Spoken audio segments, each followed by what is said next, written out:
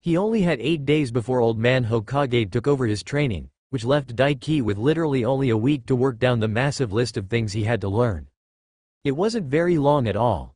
Even with his abuse of the shadow clone training method, it was all but impossible to finish up the entire list. Granted, that was half because a lot of his clones were busy working away at developing the seal to squish Shisui's Sharingan inside his Shinkugan after the breakthrough he'd gotten when he saw Kakashi using the evil sealing method. But even if he'd been able to direct all his clones towards learning the jutsu and such he'd picked up, it would still have been unlikely he could learn them all. And so here Daiki found himself now, 7 days later, standing in the backyard of his home, examining his hand. And the crackling aura of blue electricity shrouding it. Lightning release. Chakra mode. Perhaps the most important jutsu of all now within his repertoire currently, the jutsu that would go hand in hand with his Biju forms to increase his fighting ability beyond their limits, and one of the cards he needed for the future if he wanted to stand a chance against some of the monsters that would crawl out of the woodwork later. And unfortunately, incomplete. Daiki clicked his tongue in annoyance. Or rather, it wasn't the jutsu itself that was incomplete, but rather he himself. The biggest problem with the jutsu itself was getting the lightning chakra composition right enough to enhance himself, yet at the same time, not fry his nerves. Many of his clones had died rather grisly deaths over the past week in the attempt to master the jutsu. It was no wonder the jutsu was so hard to come by. An average shinobi would have killed themselves in the process of learning this jutsu. The real problem was, there was only so low the output of the lightning chakra could be lowered to, before it became useless as far as enhancements went. No, the real problem wasn't the jutsu itself, but rather, Daiki's body wasn't strong enough currently to withstand using the lightning armor without damaging himself. And if not for his innate healing factor from both Isobu and the fragment of Gelel within the seal on his neck, he'd at best only be able to use it for a few seconds before his body went numb. As it is, I can use it for about a minute before I have to stop, he mused, cutting off the chakra flow and allowing the crackling aura of lightning to disappear from around his body. Well, that's annoying. Daiki rolled his eyes and sat down on his backside, staring up at the sky. It really put into perspective how tough the Raikage and his bloodline was. His family were known for their stupidly tough bodies and endurance. Especially when taken into account how high Daiki's own endurance was now. With a thought, he brought up his status screen, _ Name. Daiki Yurei Age, 13 Chakra Capacity, 187,187 Low-tier Cage. Strength. 201, Endurance. 281, Durability. 201. Agility. 201, Taijutsu. 215 500s Ninjutsu, 355 hundredths. Genjutsu, 7500s Bukajutsu, 145 hundredths Chakra Control, 295 hundredths. Chakra Affinities. Lightning, Expert, Lightning Flashes. Water, Expert, the sea parts before you. Wind, Expert, Howling Hurricane Winds. Fuinjutsu, Advanced, the Breath Hitches, _ 281. It was by far his highest physical stat, and all his other ones had now broken into 200 over the past week of training as well. A milestone for sure. Yet even with that and his durability being over 200, he could only endure the technique for a minute even with what amounted to regeneration. How annoying. Well, only one thing for it, he mused, pushing himself up and dusting himself off. He would just have to continue with the grind, the answer to all things. And well, it wasn't like the lightning armor had been all he had accomplished in the past week. He'd taken the time to properly learn how to use chakra strings, steal that sunglass-wearing douche's chakra absorption technique, and even the mystical peacock method and a few others. Not to mention he'd had quite a few clones working on the wind training. He remembered Naruto going through and in the process of learning the lightning armor, he'd ascended to the expert level of the lightning release. Not bad at all, Daiki mused. Not bad, he says. Isobu snorted. A technique that has more or less been one of the reasons the Raikage's family has ruled Kumo as their cages entirely, and your only problem is you're not tough enough to handle it fully yet. I could have told you that before you even managed to get the technique down. To be fair, that technique wasn't actually that hard to learn. Daiki pointed out. It was actually pretty simple compared to some of his other techniques. The real problem with the jutsu was being strong enough to withstand it and the stupidly huge chakra drain from using it. Because it drained chakra rapidly as well, that was for sure. Though that wasn't as big an issue for him thanks to Isobu and his heavenly star seal. It was no wonder only the Raikage and his family used it despite how easy the jutsu was to reverse engineer. Without a body strong enough to handle it and stupid huge chakra reserves, it was more a disadvantage to use than an advantage. Give it a year or so, maybe a year and a half, and you'll probably be able to use it without any drawbacks, Isobu mused. Not too bad a time frame to be honest. As long as he could use it properly by time Shippuden came around and Akatsuki started to really make their moves, then it was kosher. Besides, it wasn't like it was something he couldn't use at all right now anyway. He could still use it for short bursts here and there if needed and would work well in a pinch. He really wanted to try it out with his Biju cloak as well to see how stupidly fast he was with it. That'll have to wait, you have a guest. Isobu dashed that idea quickly. Oh well. It sure is troublesome being so popular sometimes. Daiki snorted with a shrug. A moment later a shadow descended from above and landed a few feet from him. A familiar voluptuous, tanned trenchcoat wearing purple-haired snake lady. I have a door you know, Daiki commented, raising an eyebrow at her, also a doorbell, which guests are supposed to ring. You also have a really punchable face, but you don't see me busting your nose in now do you? Anko retorted with a grin. And you have a spankable ass but you don't see me leaving my handprints on it, he shot back, besides, not that you could even if you wanted to. Daiki added. Probably. Well, she most likely could while he was in his base and he fought her with no enhancements. Anko wasn't exactly a one-trick pony like Kurenai, she was the one-time apprentice of Orochimaru for a reason. He knew for a fact that she was not only skilled in taijutsu, but genjutsu and ninjutsu as well. He knew she was at least proficient in fire style as far as jutsu went alongside knowing some forbidden jutsu.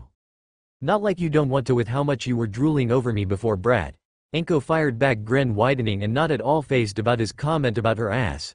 In fact she proudly cocked her hip to the side. And we'll be seeing about me punching your face in now anyway since it seems you're not all that busy. That you know of. He said mentally. Even right now he had a good 100 or so shadow clones within Isobu's personal dimension grinding away. Though at least 50 of them were working on his new seal. Now that he thought about it, he'd need a name for his new seal? Bloodline grinder seal maybe? He thought idly. No, Isobu vetoed him immediately. Killjoy. I honestly expected you to turn up here a while ago. Daiki dropped the banter and got down to business.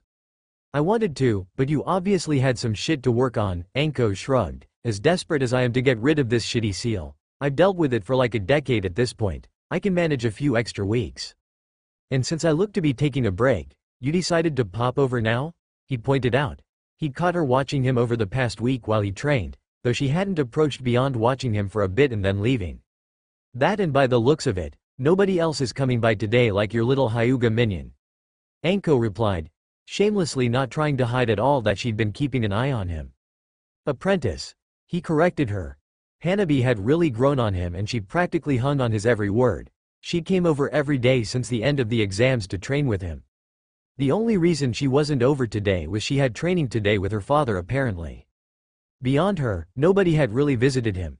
Tenten came over for a bit to let him know she'd be pretty busy helping Neji with his training because he couldn't rely on his clan. And Guy was left unmentioned, though he was probably busy with Rock Lee. And Sasuke came over for a bit to let him know he was going off somewhere to train for Kakashi and probably wouldn't see him again until the exams. Most likely Kakashi was getting him ready for the possibility of facing Gaara and teaching him the Chidori. Though, he had no idea what was going on with Naruto in that regard. Either or could have a decent shot at facing Gaara first. Hopefully he didn't just get parked with Ebisu. Granted, Ebisu would be a way teacher for him than Kakashi for preparing. He just hoped it wasn't like that because of how neglectful that would be on Kakashi's part. Sure, Anko shrugged off his correction before looking around the backyard. I gotta admit though, this is a pretty swanky place. How'd a kid like you afford a place like this? Some luck and a lot of effort, Daiki replied. Most of the money came from the bounty for Raiga Kurosaki and Sasuke owns this entire district since he's the last of his clan. He gave me a good deal since we have an epic bromance and all. Anko blinked. Oh yeah, you did kill that guy didn't you? She tapped her chin, then smirked at him. But the Uchiha kid huh? He is rather pretty for a guy. Something you'd like to share? He's my male boo, nothing gay about it, though if he were a chick he'd probably be hot as shit. Daiki shrugged. He was comfortable enough with who he was to admit Sasuke was a good-looking guy. And as a chick would probably be a hottie like his mother, he'd hit that for sure. But as far as sharing goes, since you seem to like my house so much I can give you a personal tour if you like. I recommend my bedroom and my bed. I'm good for now thanks brat, Anko laughed. I'm sure I'll see enough of it once you deal with this seal of mine. She shrugged. Was it right of him to entertain the idea of bedding her when he was already possibly going to be in a relationship with Tenten? I guess as long as it happens before I get together with her, it's free game, he shrugged. Instead of letting any of his inner thoughts on the matter show, Daiki stroked his chin. I should probably reinforce my bed with seals. He mused aloud and grinned wickedly at the purple-haired woman. Have at it, Anko shrugged, not at all bothered by the implications of his words. Like I said, if you deal with this seal for me, you can do whatever you want with me. You can try and blow my back out and make me walk bow-legged for a month if that's what you want. Damn, this woman was something else. Somehow, the way she treated it so casually that she was used to his heart's content as long as he upheld his sign of the bargain, was really sexy. Was it the submission of such a strong, beautiful, confident woman maybe? He put it out of mind for now, no use letting that thought distract him. Right now, it was time to partake in something much more amazing than mere sex. It was time to grind. Alright, so how we going about this then? Daiki asked. Let's just fight, Anko replied. It'll be easier for you to get a feel for at least partly how my old bastard of a teacher fights through fighting me. I'll show you everything he taught me, then later I'll run you through learning the shit yourself. Daiki's lips twisted up into an excited grin. Now you're speaking my language. Funny, I thought your language was more along the lines of, oh Daiki-sama you're so big, Anko snorted. I'm multilingual, Daiki fired back. Good to see you're learning it for later though. You're something else, you know that brat? I could say the same about you. The pair of them, Daiki and Anko, were currently seated in a private booth at the back of a small dango shop. A favorite of the snake users, Anko sat directly across from the teen, lounging across the soft upholstery. The booth was large enough to sit 4 people, on either side of the table within, large enough that the purple-haired woman could lean back comfortable. One leg crossed beneath her while the other was up fully so she could lean on it with one arm as well. Her other hand was currently occupied, with multiple sticks of dango. Honestly, it was a very unladylike position, and would let anyone that looked get a full view up her skirt if they wanted. Not that Anko seemed to care. Daiki wasn't one to turn a free show down. Well, he was off it was some ugly motherfucker. But Anko was not. She was hot as sin. The purple-haired woman cracked her neck with a slight jerk of her head and a small hiss. You don't hold back at all, even when it comes to chicks you want to fuck, huh? Anko asked. That was nasty. If I wasn't as limber as I am that could have done some real bad damage. She was talking about how he ended the fight. It wasn't anything special or anything. He just grabbed her by the neck and throttled her before lifting her up by it and slamming her into the ground. Anko wasn't Orochimaru's former apprentice for nothing though and only ended up with a stiff and sore neck, whereas most others would have probably gotten whiplash at least. Daiki pulled his gaze up from the depths of her short skirt and shrugged as he met her eyes. What can I say? I'm a big believer in true gender equality, he smirked. Besides, I would have healed you if you got hurt bad anyway. The fuck is gender equality? She raised an eyebrow at him before shrugging. Actually, never mind. Knowing you it'll be something stupid, gender equality, that's almost funny. It probably was to her. You can't hit her, she's a girl. If someone said that, they'd get laughed the shit out of, at best in this world. At worst the woman they tried to protect in that case would stab them in the back. Because, you know, kunoichi. Anko herself was probably stronger than a good 90% of the population of this world, possible more. Honestly, putting the banter aside, the fight with Anko really was something else. He'd fought her in his base form for the vast majority of the fight. And he'd been the one at a disadvantage. Even with his stupidly huge and ever-growing endurance, a mere 3 hours apparently wasn't enough to tire out the former apprentice of a Sannin. If Anko hadn't prodded him into using his heavenly star seal so she could get a good up-close look at it, he would have quite likely lost that spar. Anko was faster than him, more experienced and just flat-out more skilled than he was currently. Not to mention, one of her main fortes in a fight was one of the few things he had trouble dealing with. Poison. Many poisons actually. She could literally breath out various different poisons from acidic to paralyzing and just flat-out toxins. Apparently, she had been exposed to many poisons when she was the apprentice of Orochimaru, even some he'd flat out created and gained an immunity to them, allowing her to incorporate them into her poison mist jutsu. Man, that thing was nasty. With his Shinkugan, he was able to learn how she manipulated her chakra to create the poison mist and with training, get the jutsu down himself. But it would be a double-edged sword as long as he wasn't immune to the poisons he created like she was. Definitely something to look into. You're going to poison yourself with dozens of different types of poisons, over and over again, aren't you? Isobu asked, voice deadpan. The grind cannot be denied.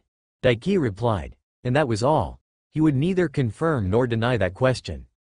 But yes, he most likely was probably going to do something along those lines, though he'd definitely need some help with it. So, Anko broke him from his thoughts and looked him dead in the eye. Beyond the real nasty stuff that would hurt me using, I showed you pretty much what that slimy bastard taught me. That was for sure. More or less. She didn't summon Manda for instance, which she could do. But then, he didn't exactly hold that against her. Manda was a pain in the ass. Strong as all fuck, gargantuan and honestly, really cool looking. But personable and a team player, he was not. God, he was so lucky his chameleon summoners were such chill peeps. I'll need to watch out for that freaky substitution. Daiki mused. At one point, he'd broken out the lightning armor for a test during the fight and took Anko by surprise. He gave her a hell of a beating in the process and thought he had ended the fight then and there. Only for her to literally shed her own skin. He hadn't known she could do that. Orochimaru's very own variation of the substitution jutsu that he thought only Sasuke and Kabuto had learned in the original timeline. But apparently Anko knew it as well, and it was one of the techniques that went a long way to making Orochimaru as slippery as he was. And it didn't need something to switch with to be used. Probably not. While it isn't massively chakra draining, it costs quite a bit more than your standard substitution, Anko pointed out. She seemingly remembered quite well that the fragment of Orochimaru in her seal had a massively lot less chakra than the original. So, what do you think? She asked, getting to the main meat of the discussion right away. Instead of answering her straight out, Daiki arched an eyebrow at her challengingly. That desperate to get into my bed, huh? He teased. Anko rolled her eyes. Well, you know, totally dripping wet for you and all that, she snorted. One thing he'd learned about Anko though, was that she wasn't the type to back down from a challenge, and she had no problem egging him on to get what she wanted out of him. She sat up straight facing him directly and shucked her large tan trench coat off her shoulders, leaving her torso more or less bare, only covered by dark fishnet mesh armor. It hid the color of her skin and her nipples, but hid nothing else, the mesh molding to her curves like a second skin and doing nothing to hide the large, perky smooth roundness of her breasts. Breasts which Anko then cupped in her hands and pushed up, making them look even bigger, and shook her hands, jiggling them at him. You've got a massive cock on you, Brad. It would make a great pair with these big old tits of mine. I can't wait to wrap them around it. Screwing Kurenai's silly had done a lot to take the edge off for him being surrounded all the time by gorgeous girls. But, edge off or not, there was no stopping his blood from flowing south at the sight. She gave him a wicked smirk when his back straightened. Course, with how big it is, even these fat tits of mine probably won't be able to take care of all of it, Anko mused, voice glittering with a taunting, teasing edge. Guess I'll just have to put my mouth to good use then to get the rest, huh? She stuck her tongue out and licked her lips, her oh so very long tongue.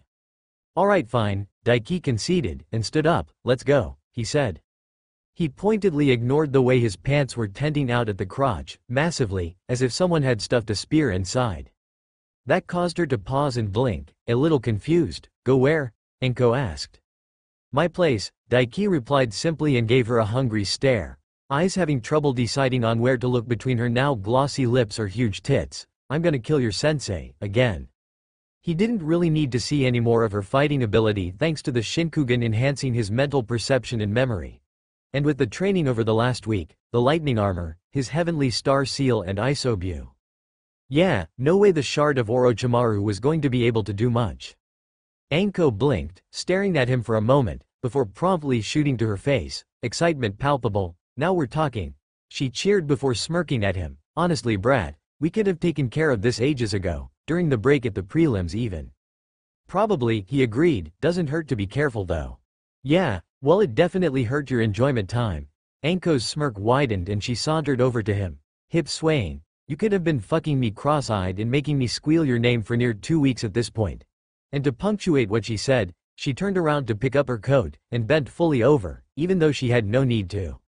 Her skirt rode up on her full round ass and she wiggled it from side to side, taunting him.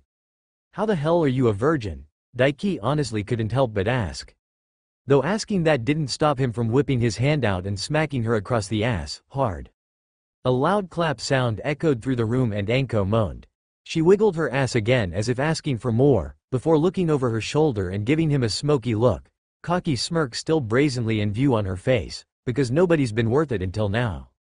That didn't answer the subtext of his question at all. That reminds me, she blinked. I heard from the old man you have a real important mission coming up, huh?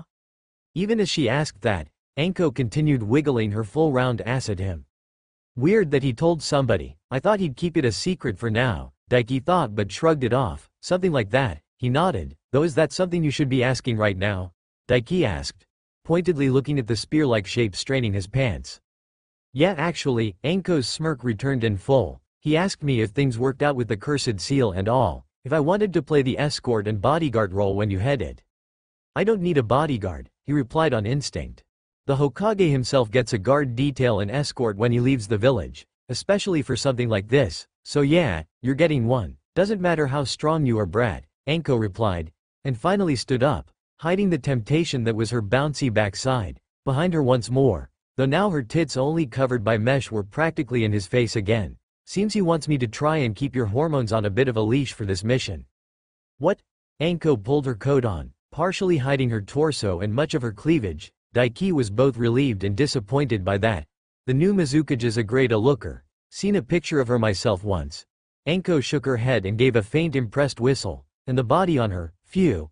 I don't blame the old man for thinking you'd be hard up for her. Even I'd be tempted to get a piece of that cake.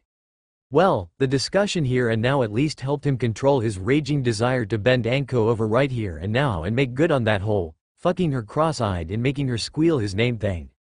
What, is the old man hoping that if I fuck you enough I won't be tempted to betray the village and join the mist if the Mizukage offers to ride my dick if I turn traitor? Daiki asked sardonically. Well, yeah, Anko shrugged, unashamedly, you're an impressive guy, brat, but the problem with you actually reining in your hormones is the fact that it's all the harder to do when babes like that actually throw themselves at you. Fuck, you're literally going to fight and kill one of the Sanin just because you want to bounce me around on that cock of yours. Much less chakra or not, that's still Orochimaru. Getting mixed signals here, you know. You're the one saying I should have splattered Shade Petamaru ages ago. Daiki pointed out. Anko shrugged, not saying I didn't, just that it doesn't change how crazy that is. She shook her head, fighting freaking Orochimaru because you want to fuck me. You're a crazy ass kid. A crazy ass kid that you're gonna be calling daddy not long from now. Daiki snorted. Anko dropped the Mizukage discussion then and grinned back at him. Sounds like a fun time, daddy. She wiggled her eyebrows. This woman was seriously going to get it. After paying their bill at the dango shop they left the building behind, which was really more Anko's bill than Daiki's because man did she eat a lot of dango. Well, at least he knew where her massive knockers came from. They were sponsored by dango. They headed for his home after that, and as soon as they were over the threshold, Daiki wasted no time in activating the multitude of seals he'd placed over the property. Well, the ones that weren't already active. He wasn't really sure if chakra would leak or not, or if it would even be strong enough to be felt from any distance, but he sure as hell wasn't taking any chances. Orochimaru was lurking out there. Somewhere, he could be in the village right now.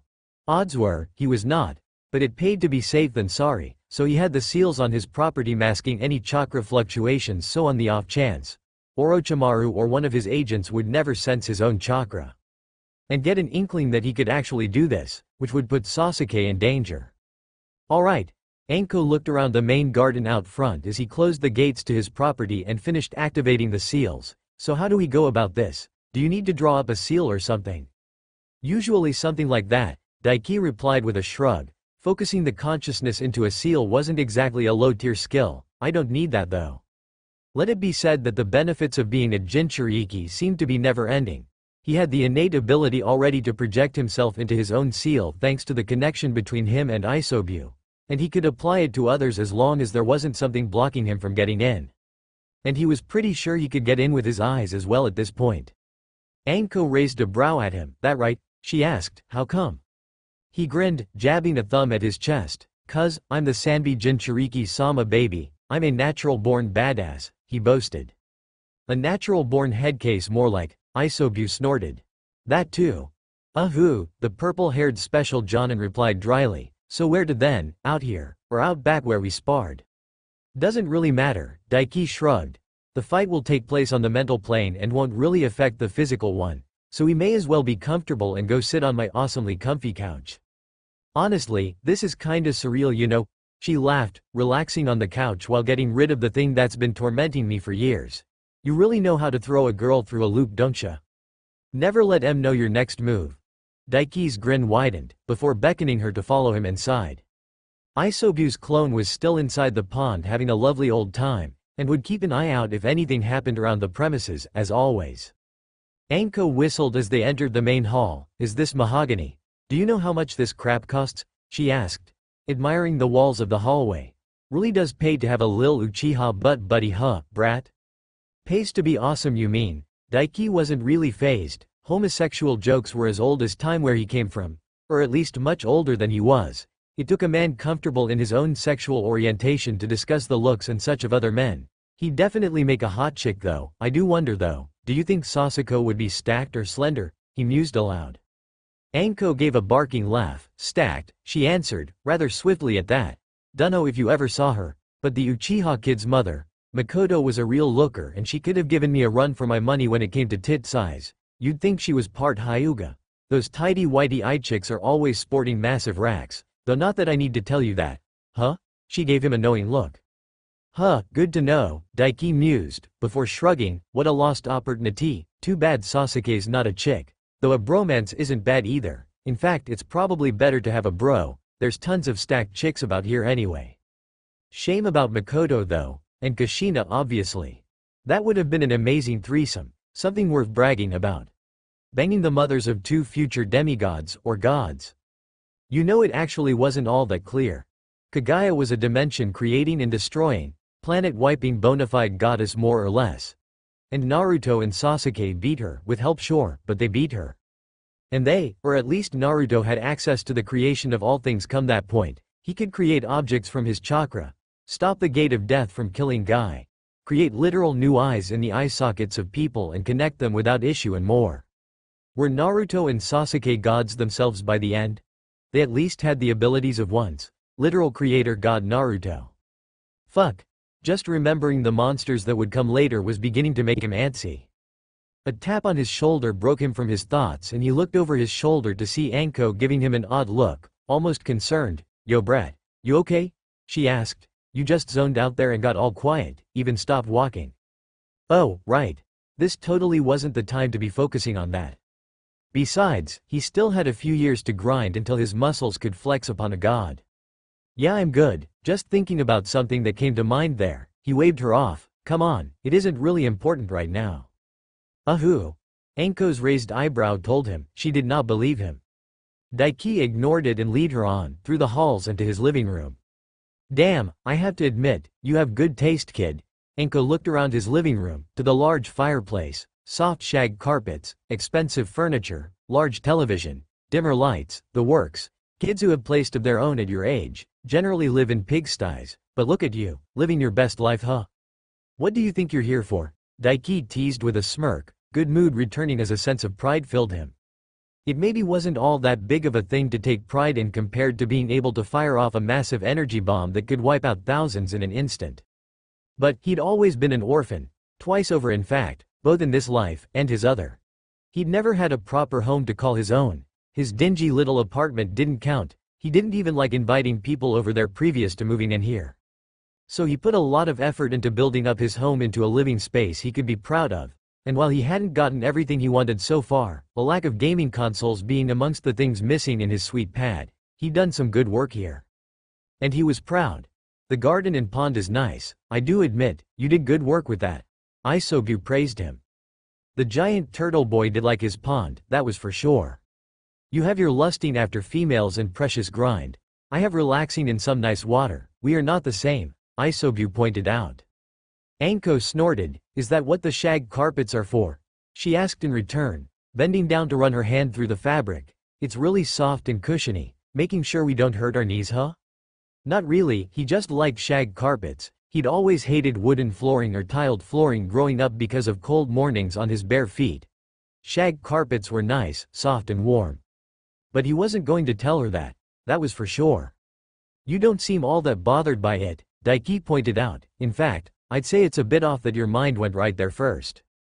I've got no illusions to what's gonna happen soon, kid. Once this seal is taken care of. Or is the little games we've been playing not been clue enough?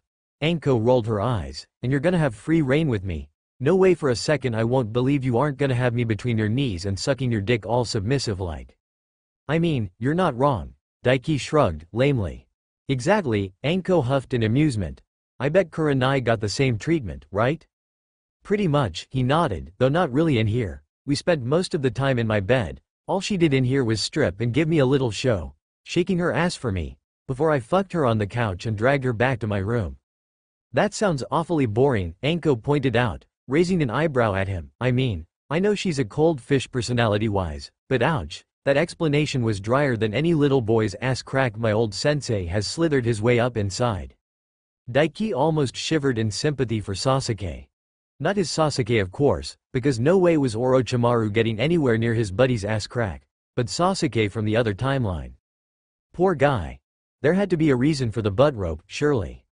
And Daiki knew his buddy well enough to bet that if he offered a really powerful jutsu in exchange that would help him kill Itachi, Sasuke used Naruto's sexy jutsu if asked. His buddy ol' bro really was broke. I'll need to fix him. Daiki nodded to himself, before turning his attention back to Anko. The dirty talk was pretty boring, I do admit. It was basically all the same thing. The submissiveness was great and doing whatever I wanted with her even better, but she didn't have much going on upstairs to formulate some good ol' words. It may have been his ego talking, but he sure did love the idea of girls squealing out lots of dirty talk about how great and amazing he was. Some would call that a coping mechanism for hiding from your own insecurities, but I won't, Isobu commented. He just did though. Alright, so he needed the hype to keep going and make even himself believe his own boasts and making his plans work out. He was self-aware enough to know that, even if he pointedly ignored it and lived in his own little illusion, he needed to believe he could accomplish what he needed to, otherwise it would be impossible. Taking Kagaya out of the equation, Madara was a monster, capable of defeating the reigning Kage with ease, slapping around all 9 Biju, alongside Naruto, Sasuke and Gaara, a Kage, with little effort. Without the deus ex machina that was Ashura and Indra's souls being attached to Naruto and Sasuke and being able to give them a power-up boost, nobody currently alive in this world stood a chance against even mortal Madara, never mind 6 Paths Madara. Regular old Daiki and Isobu could never defeat him. But it was a different story for the legendary Sanbi-sama grind master Daiki, who grew stronger every day, learned new techniques as he breathed, and was so amazing and powerful people bowed in awe. Women gushed for it, the crotch, and enemies bent over and prepared for an anal violation because they knew they could never escape his awesome legendary prowess. That was the kind of figure he had to be, to defeat Madara. Because in the end, even with the powers of Ashura and Indra, Naruto and Sasuke were still at a disadvantage against Madara. If not for Kagaya ganking him, he probably would have won. Thankfully, Daiki's heavy mood didn't last for long and he was able to bury the thoughts to the bottom once again. Women were a Mont's greatest coping mechanism, and he had a hell of a woman right beside him. Huh, how sad, Yuhi really failed to deliver fully, huh? Anko shook her head and clicked her tongue. How disappointing, but really, it's Yuhi after all, she's a bit of a lush. She then shrugged her coat off, draping it over the arm of his couch and leaving her only in her tight, short orange miniskirt that came down to mid-thigh at best, and her mesh top. The contours of her large, perfectly shaped breasts obvious to his eyes through the mesh. She gave him a toothy smirk, crossing her arms under her huge breasts and pushing them up, making her mountainous cleavage swell to ever greater depths. So how we doing this then? Anko asked. Blood rushed south and all thoughts from before were swept over by the wave of red that shot down.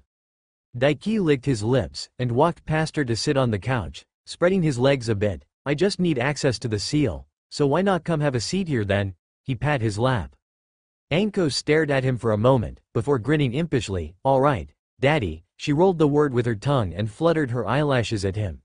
It was almost a bit odd to see such an act on such an abrasive, confident and strong woe. Anko reached down, grasped her mesh shirt at the top of her skirt, and promptly pulled it up over her head in one motion, leaving her torso bare.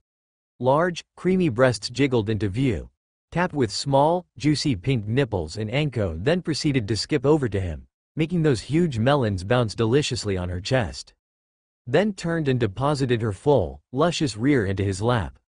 You know that does bring up the question, Isobu mused before he could truly take in and enjoy the sights and the feeling of this gorgeous woman in his lap.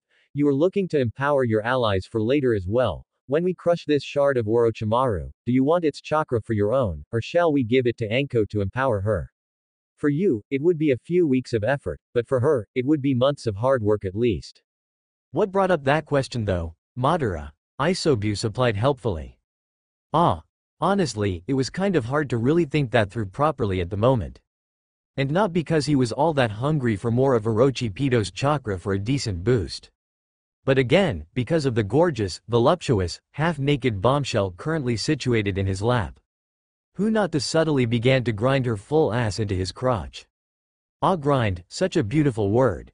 It could encapsulate not only his pursuit of strength and ever-constant growth, but the wonderful motion of her delicious rear end gyrating against him. Beautiful and powerful all in one. Well, at least we know what word you're not allowed to say around father's crimson gourd. Isobu deadpanned. True. But that was all the mental power he could spare for that line of thought at the moment. He had to focus on other things. You know, I was kinda expecting you to cop a good feel before we got right into. Anko leaned into him, back resting against his chest, and began teasingly. But was cut off by his hands winding around her waist and coming up to cup her large breasts. They were so soft his hands just sunk into them, yet springy at the same time, and despite their sheer size and weight, so perky. Kunoichi really would be hated by women back in his other life. Hey, there ya go, Anko chuckled throatily, get a good feel of these fat tits of mine and get real motivated, kid. They're all yours once you deliver on your end of the deal. I'll get right on that, Daiki promised. But he couldn't just leave things like this, now could he? Not after she'd gotten him all riled up. It wouldn't be fair if it was him alone. He had something in mind just for her. Something Kurenai served as a practice dummy for and he perfected over the last week when he finally got a hold of the lightning chakra mode. He filled his hands with her full tits greedily and molded them back. At the same time Daiki caught her lovely cherry nipples between the two main fingers on each hand and used all of his mighty grind-enhanced willpower to focus in this one moment and not let the sexy that was on his lap distract him. Sparks crackled over his hand, and directed straight into Anko's nipples as he pinched them. A surprised squealing moan left Anko's cocky sexy lips a moment later. Femme fatale she may have been, of the highest order really. But she was still a virgin in the end. Holy fuck. She moaned loudly, spasming in his lap. He stimulated the nerves in her sensitive nipples with his lightning chakra for a few seconds, a good 10 really, before releasing her nipple. Not plural, only the one, and trailed his hands down from her large breast, down her flat smooth stomach and under her tiny orange mini skirt. Mesh and fabric blocked his way a bit, and would have made it hard for anyone else but him to find. But the scarlet eye saw through all, and was a mighty fine tool in finding the legendary clitoris. While he stimulated one of her breasts with electricity, he pinched her clit with his other hand, and did just the same. Anko went absolutely wild, bucking and gyrating crazily, her shouts of pleasure turning into one long drawn-out moaning squeal, and he could feel as the fingers under her skirt became drenched with her fluids as she squirted out some of that happy woman juice. When he finally let go, she collapsed against him, limp, breathing heavily. Shit, no wonder Yuhi ended up like a fish, that was crazy. Anko murmured in a daze, every few seconds, a shudder running through her body as pleasure spasmed through her. It took her a decent little bit to gain enough motor function to look over her shoulder at him. Was that lightning chakra? Where the hell did you learn to do that? Practicing with Kurenai, Daiki grinned at her smugly, a flush of manly pride burning in his chest at the slovenly look on her face. And if you think that was crazy, just wait till I do it while I'm fucking you senseless with my cock. Anko shivered. Shit, that'll be insane, she admitted, before a grin spread across her face just like his own. Maybe we should just throw you at female prisoners at the T&I, that'd be a riot. Honestly, this woman really had zero compunctions with basically doing anything to enemies of Konoha. The voluptuous snake mistress licked her lips. Before they get a taste of that though, you'll be wrecking me first I guess, haha. Not sure if I'm dreading it or looking forward to it now after that. The power of smugness compelled him to lean forward and capture her lips with his own, his tongue smashing into hers and beating it into submission. When he pulled back, there was another flushed, dazed look on her face. And fuck did it make him just want to hook his hands under her knees, lift her up and force them up over her head and fuck her silly right here and now, full Nelson style. His cock pulsed at the thought of carrying her over to a mirror and making her look herself in the eye as he fucked her cross-eyed. First I have to take care of something though, he forced himself to calm down. For the moment, I'm going inside you now, Daiki declared. It took a good few moments before he managed that. Or rather, he was so pent up, he couldn't focus on the process at all and utterly failed multiple times in a row. Fumbled it really. So Isobu took it upon himself to do the heavy lifting on that part himself and complete the bridge.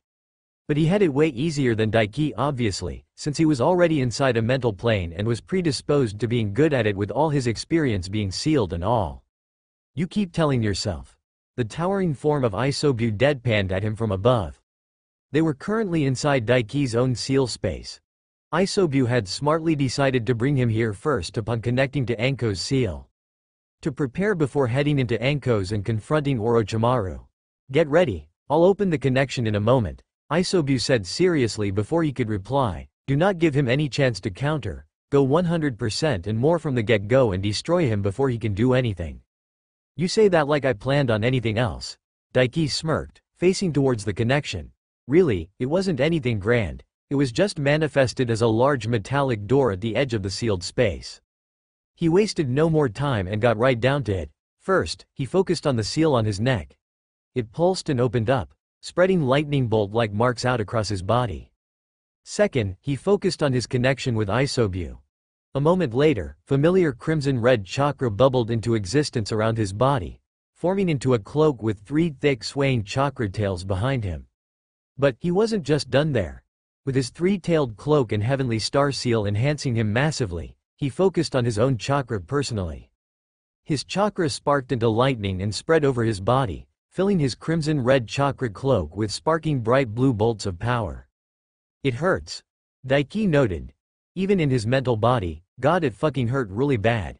And if not for Isobu helping him out a bit with controlling his chakra, he wouldn't even be able to stack these 3 together right now. It was only in here that he could, to be honest. Alright, I'm opening the connection now, Isobu announced once he was ready.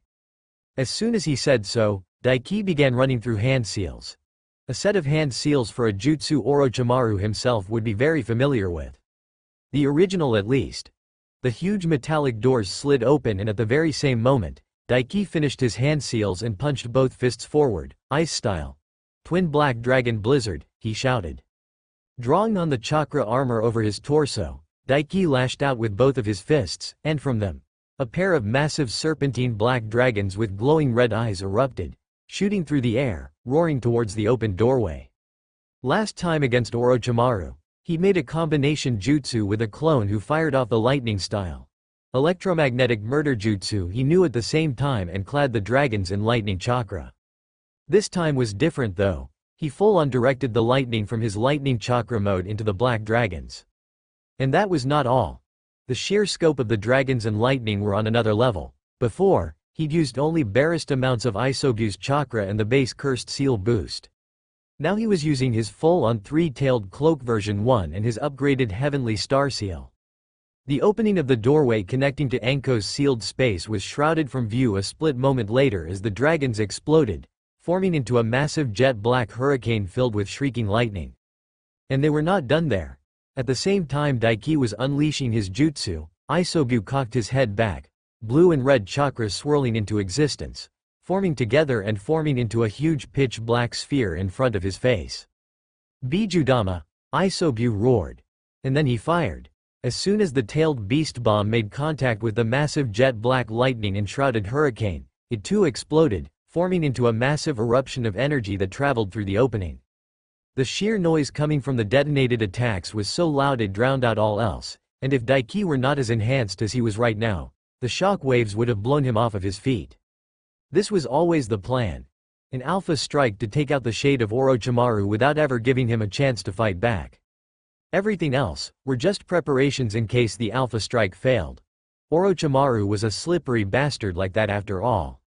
But since Orochimaru was stuck inside a sealed space, a crude, rudimentary one at that, and they were the ones opening the connection, they had the advantage, and Daiki and Isobu were smart guys like that, not giving their enemy a chance to fight back if they could help it. Daiki himself was a true nuke and hey, I made a punny. He chuckled as he admired the gargantuan explosion of power that could have probably wiped out a smaller village. Honestly, he should really be looking away right now, with sunglasses and walking away. That was what the cool guys did after all. But he wouldn't give Orochimaru even the slightest tiny fraction of a chance of turning any of this around. Even if it meant he lost cool points. With his eyes active and keenly observing and his senses spread to the utmost limit, Daiki, alongside Isobu, peered through the connection and waited. And waited. It took over a minute for the explosion from their attacks to die down. But when it did, and after a few moments, they were unable to sense or see anything. Anything that is, but chakra. It's dead, Isobu announced, tension leaving his massive frame as the huge turtle Biju lay down on his arms. I can feel the chakra the same way I did when I destroyed the one who was inside your own seal. Daiki stared through the opening for a moment, before slowly, he grinned widely and rubbed his hands together eagerly. Sweet, now I can get back to my date. Booty call. Isobu corrected helpfully. That too, Daiki nodded in agreement. Papa gonna get laid. Isobu rolled his eyes. Lovely. Before that though, have you decided? The Biju asked. Do you want the chakra or do you want to give it to your booty call? Oh right, yeah. Daiki pondered it for a moment, before shrugging. Give it to her, he decided.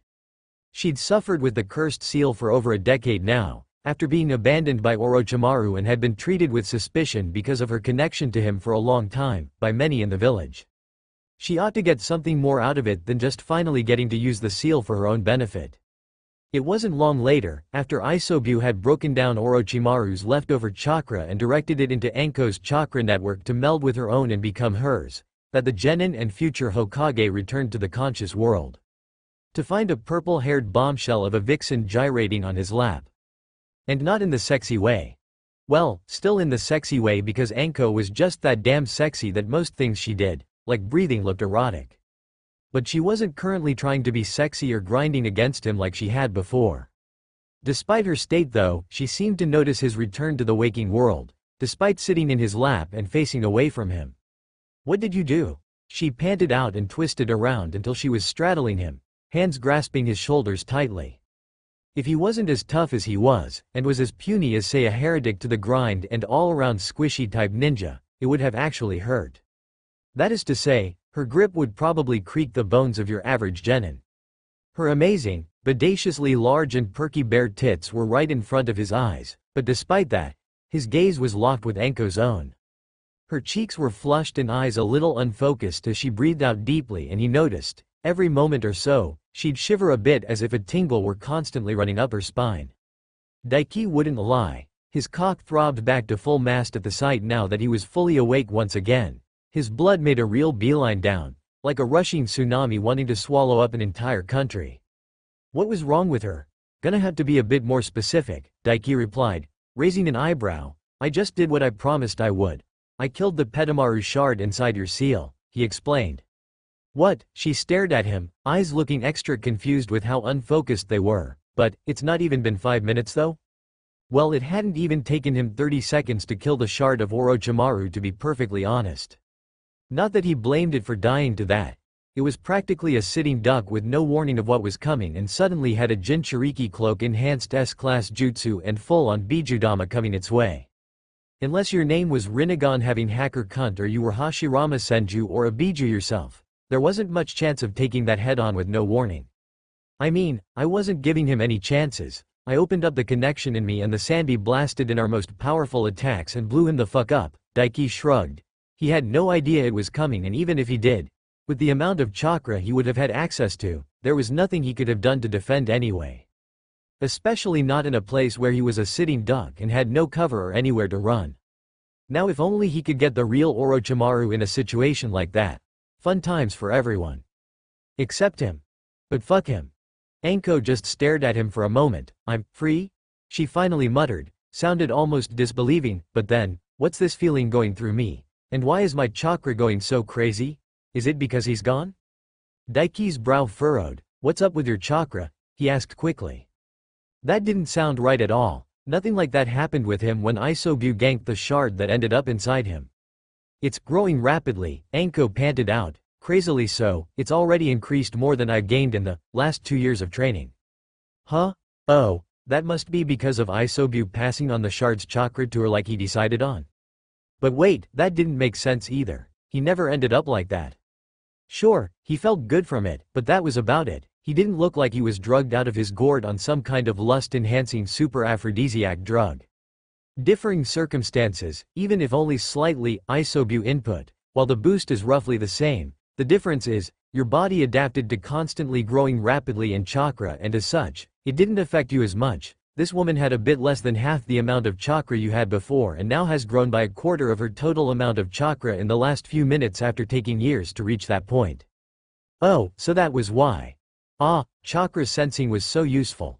Sure, he could see chakra if he wanted to, but it was hard to gauge just how much someone had from sight. Sadly, he'd never be able to sense chakra that way, since he was never born a sensor nin. Sometimes your idiocy astounds me, Isobu sighed. I can sense chakra. Yeah, I know, no need to rub it in mate. Daiki rolled his eyes. Not the time, man, he was just about to get his bouncy fun time on after he dealt with this. I repeat, your idiocy astounds me sometimes. He could see in his mind's eyes, the giant turtle Biju rolling his eye. You can use all of my abilities as my Jinchuriki should I allow it, and as long as you have my chakra you will be able to use them, idiot. Huh. Neat. Wait, why did you never bring that up before, like when I was training with my summons? Daiki asked, annoyed. Because it was obvious and I assumed you knew. You were training your physical senses with them, not your ability to sense chakra, Isobu replied. Seems I was wrong, honestly. Do you need me to hold your hand for everything? Daiki made the very mature decision to cut off their connection and mute the huge Biju. You realize I can just establish another connection, right? And you can't mute me, Isobu pointed out. Can't hear you, currently ignoring you, Daiki replied. Isobu cut the connection with a snort. Yeah, he better run. Shaking his head, Daiki put the conversation on the back burner, mentally adding another form of training to his mental grind list before focusing back on Anko. Ah yeah, that's my fault, the teen told her, a big smirk splaying across his face as he traced one hand up her delightfully full and curvy hip to cup one of her huge, soft breasts and squeeze it lightly. The chakra from Petamaru's shard was still lingering. I coulda took it myself, but I gave it to you for a decent increase to your chakra. You're welcome, by the way. She leaned into his tuff, a soft mule leaving her lips as he toyed with her nipple, and he wasn't going to lie. He felt like a king in this moment. Anko stared at him through half-lidded eyes, before slowly a smirk spread across her own face. You were already getting to fuck me as much as you want for dealing with the cursed seal for me. You didn't have to give me anything else, she pointed out. Oh, I know, and I definitely plan on taking advantage of that. Daiki licked his lips eagerly, letting go of her breast to reach down, alongside his other hand, and slip his hands up her skirt and take hold of her full ass cheeks, greedily molding his fingers into the spongy flesh and pulled her into him while grinding his crotch against hers, making sure she got a good feel for the weapon he had waiting for her. I just figured a little more chakra would help you keep going for longer so I don't wear you out too fast, like with Kurenai. So you want to hear me scream about how amazing and big your dick is and not just squeal like a pig? Anko asked crudely, with a laugh. Something like that, Daiki responded, swallowing heavily in an effort to not just mount her that very second, though you'll do plenty of squealing, so don't worry about that, he promised. Bet. Her smirk widened before she swooped down and caught his lips with her own, squishing her fat, soft tits against his chest. This time she took initiative of the kiss first, spearing her long tongue into his mouth and wrapping around his own. She'd learned from their first exchange and his wrestling hers into submission. She was still very new to it though, and he wasn't the type to let the woman set the pace. One of his hands left her ass, and he trailed his finger up her spine, crackles of electricity sparking across from the tips of his fingers into her back. She moaned into his mouth, back arching involuntarily, and his hand reaching the apex of her back, trailed up her neck to her hair, where he fisted his fingers into her spiky ponytail and roughly used it to press her lips harder against his own.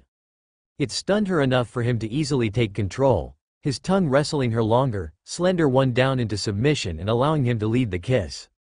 Anko shook against him, moaning into his mouth as she began grinding her hips into his own, rubbing and gyrating against his hard cock. He let go of her hair then, sparks fizzing into existence around his digits once more as he trailed it down her front, squeezing one of her breasts and teasing her pink nipple, before slipping it down into the front of her skirt. He found her slit easily and already could feel gushing dampness dripping out continuously. "Oh, fuck." Anko pulled back and bit out as he teased her womanhood with one finger. He slipped it inside her gently and she stilled on his lap, before moaning audibly and rocking back and forth, riding his finger. "You really don't waste any time, do ya, horny brat?" Anko guffawed and moaned at the same time. In response, he slipped another finger inside. She moaned louder. In his defense, she was a tough girl, she could take it, and he wasn't here to make love with Anko. He was here to absolutely wreck her and fuck her silly. Ride her like a pony, as was promised. He was just nice enough to get her ready first. If she was Kurenai, he wouldn't have been this nice about it and just bent that slut over and went to town on her ass. But being Anko and not Kurenai didn't change the fact she wasn't his girlfriend. He fingered her with both fingers for a few moments, letting her adjust to what it felt like having his fingers inside. Her moist womanhood clenching around his fingers was nice for sure, she was super tight. And super responsive. And then he added his little electricity trick and she went absolutely wild, spasming on him as her insides clenched down on his fingers like a vice. And she absolutely soaked his pants. The purple-haired woman rode out her orgasm, back ramrod straight for a good few seconds, before slumping forward and collapsing against him, head hanging over his shoulder. "Have a good ride then?" He gave a barking laugh, before nipping her ear with his teeth. Anko shivered, before chuckling softly, as if me moaning like some back alley whore wasn't proof enough. "Got it twisted in EH?" she replied, before leaning down and biting his shoulder and running her tongue over his skin. "It's good for my ego to hear you admit it though," the teen grinned wildly. Very good for his ego in fact. He was sure Isobu would have made a sarcastic snipe right about now over that fact, if he wasn't in the middle of getting his bouncy fun time on. He was a polite guy like that. He toyed with her body as she recovered, freely exploring her slim-toned stomach, her full bouncy backside and massive, soft perky tits. You're way too good at these." Anko's groan ended with a squeal as he jolted a tiny bit of sparks through her nipples. Glad to see his training wasn't without merit. He'd have to thank Kurenai for being a good test dummy in the future by letting her crawl back into his bed for a repeat performance. Anko pushed herself up off of him, legs shaky and jelly-like, and stood before him. "Fuck it. Let's get right down to the meat of this shit, kid," she voiced, hands going to her skirt and unfastening the belt that kept it up. Not that it really needed one with how it practically molded against her curves. "Fine with me." Daiki eagerly agreed and touched his hand quickly to his clothes. They disappeared a moment later, sealed within his palm seal and leaving him utterly bare. With the cloth prison confining it gone, his cock rose fully into the air, bobbing menacingly, powerfully, intimidatingly, almightily. "Need some more grand adjectives?" Isobu couldn't help but scoff. "Ah yes, grandly that fit too. 5 to round it up nicely." His menacingly, powerful, intimidating, grand almighty cock was freed from its prison and radiated a power Manda could only dream of. "Shit, I almost forgot how fucking massive that thing is." Anko bit her lip as he eyed his manhood, fiddling with her belt. Never seen one that big before, not even close, that's for sure. Daiki grasped his cock by the base and gave it a lazy stroke, as he pointed the tip at Anko as if it were a weapon. "Thought you were a virgin and never done anything with any other guys?" he asked. He honestly didn't care if she had fucked other guys before, or well in her case done some preludes up to sex since she was a virgin. But he'd be quick to show her who was superior. "I ain't," Anko shrugged as he pulled her belt free. "I work in T&I though, remember? How many prisoners do you think we've had to strip down? And let me tell you, a lot of guys are quick to talk when you began dicing up their cocks like cucumbers." Yeah, well, he didn't blame them, poor fuckers. And it was a good thing he wasn't a normal guy. Otherwise his cock might have deflated a tad at hearing this woman he was about to fuck talk about cutting up other guys' cocks to get information out of them. Anko unbuttoned her skirt and went to pull it down, but before she could, Daiki spoke up. "Turn around," her ordered her. "Oh," she raised an eyebrow at him challengingly. Turn around, Daiki repeated, grinning at her. I want to see that ass of yours when you take that skirt off. She held his gaze for a moment, before grinning back and doing as he told her. She turned around, showing off shelf of an ass stretching out her skirt, before bending over and sliding it down her hips. Daiki's cock pulsed as he saw her bare ass, covered in nothing except for some fishnet armor shorts that soon joined the skirt pulling at her ankles, and showing off her full, bare ass cheeks to him.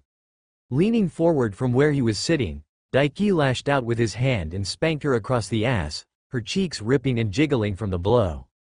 Anko jumped a bit at the sudden smack, before looking over her shoulder at him, cheeks flushed and gaze heated. You ain't gentle at all, she purred. Huh, daddy?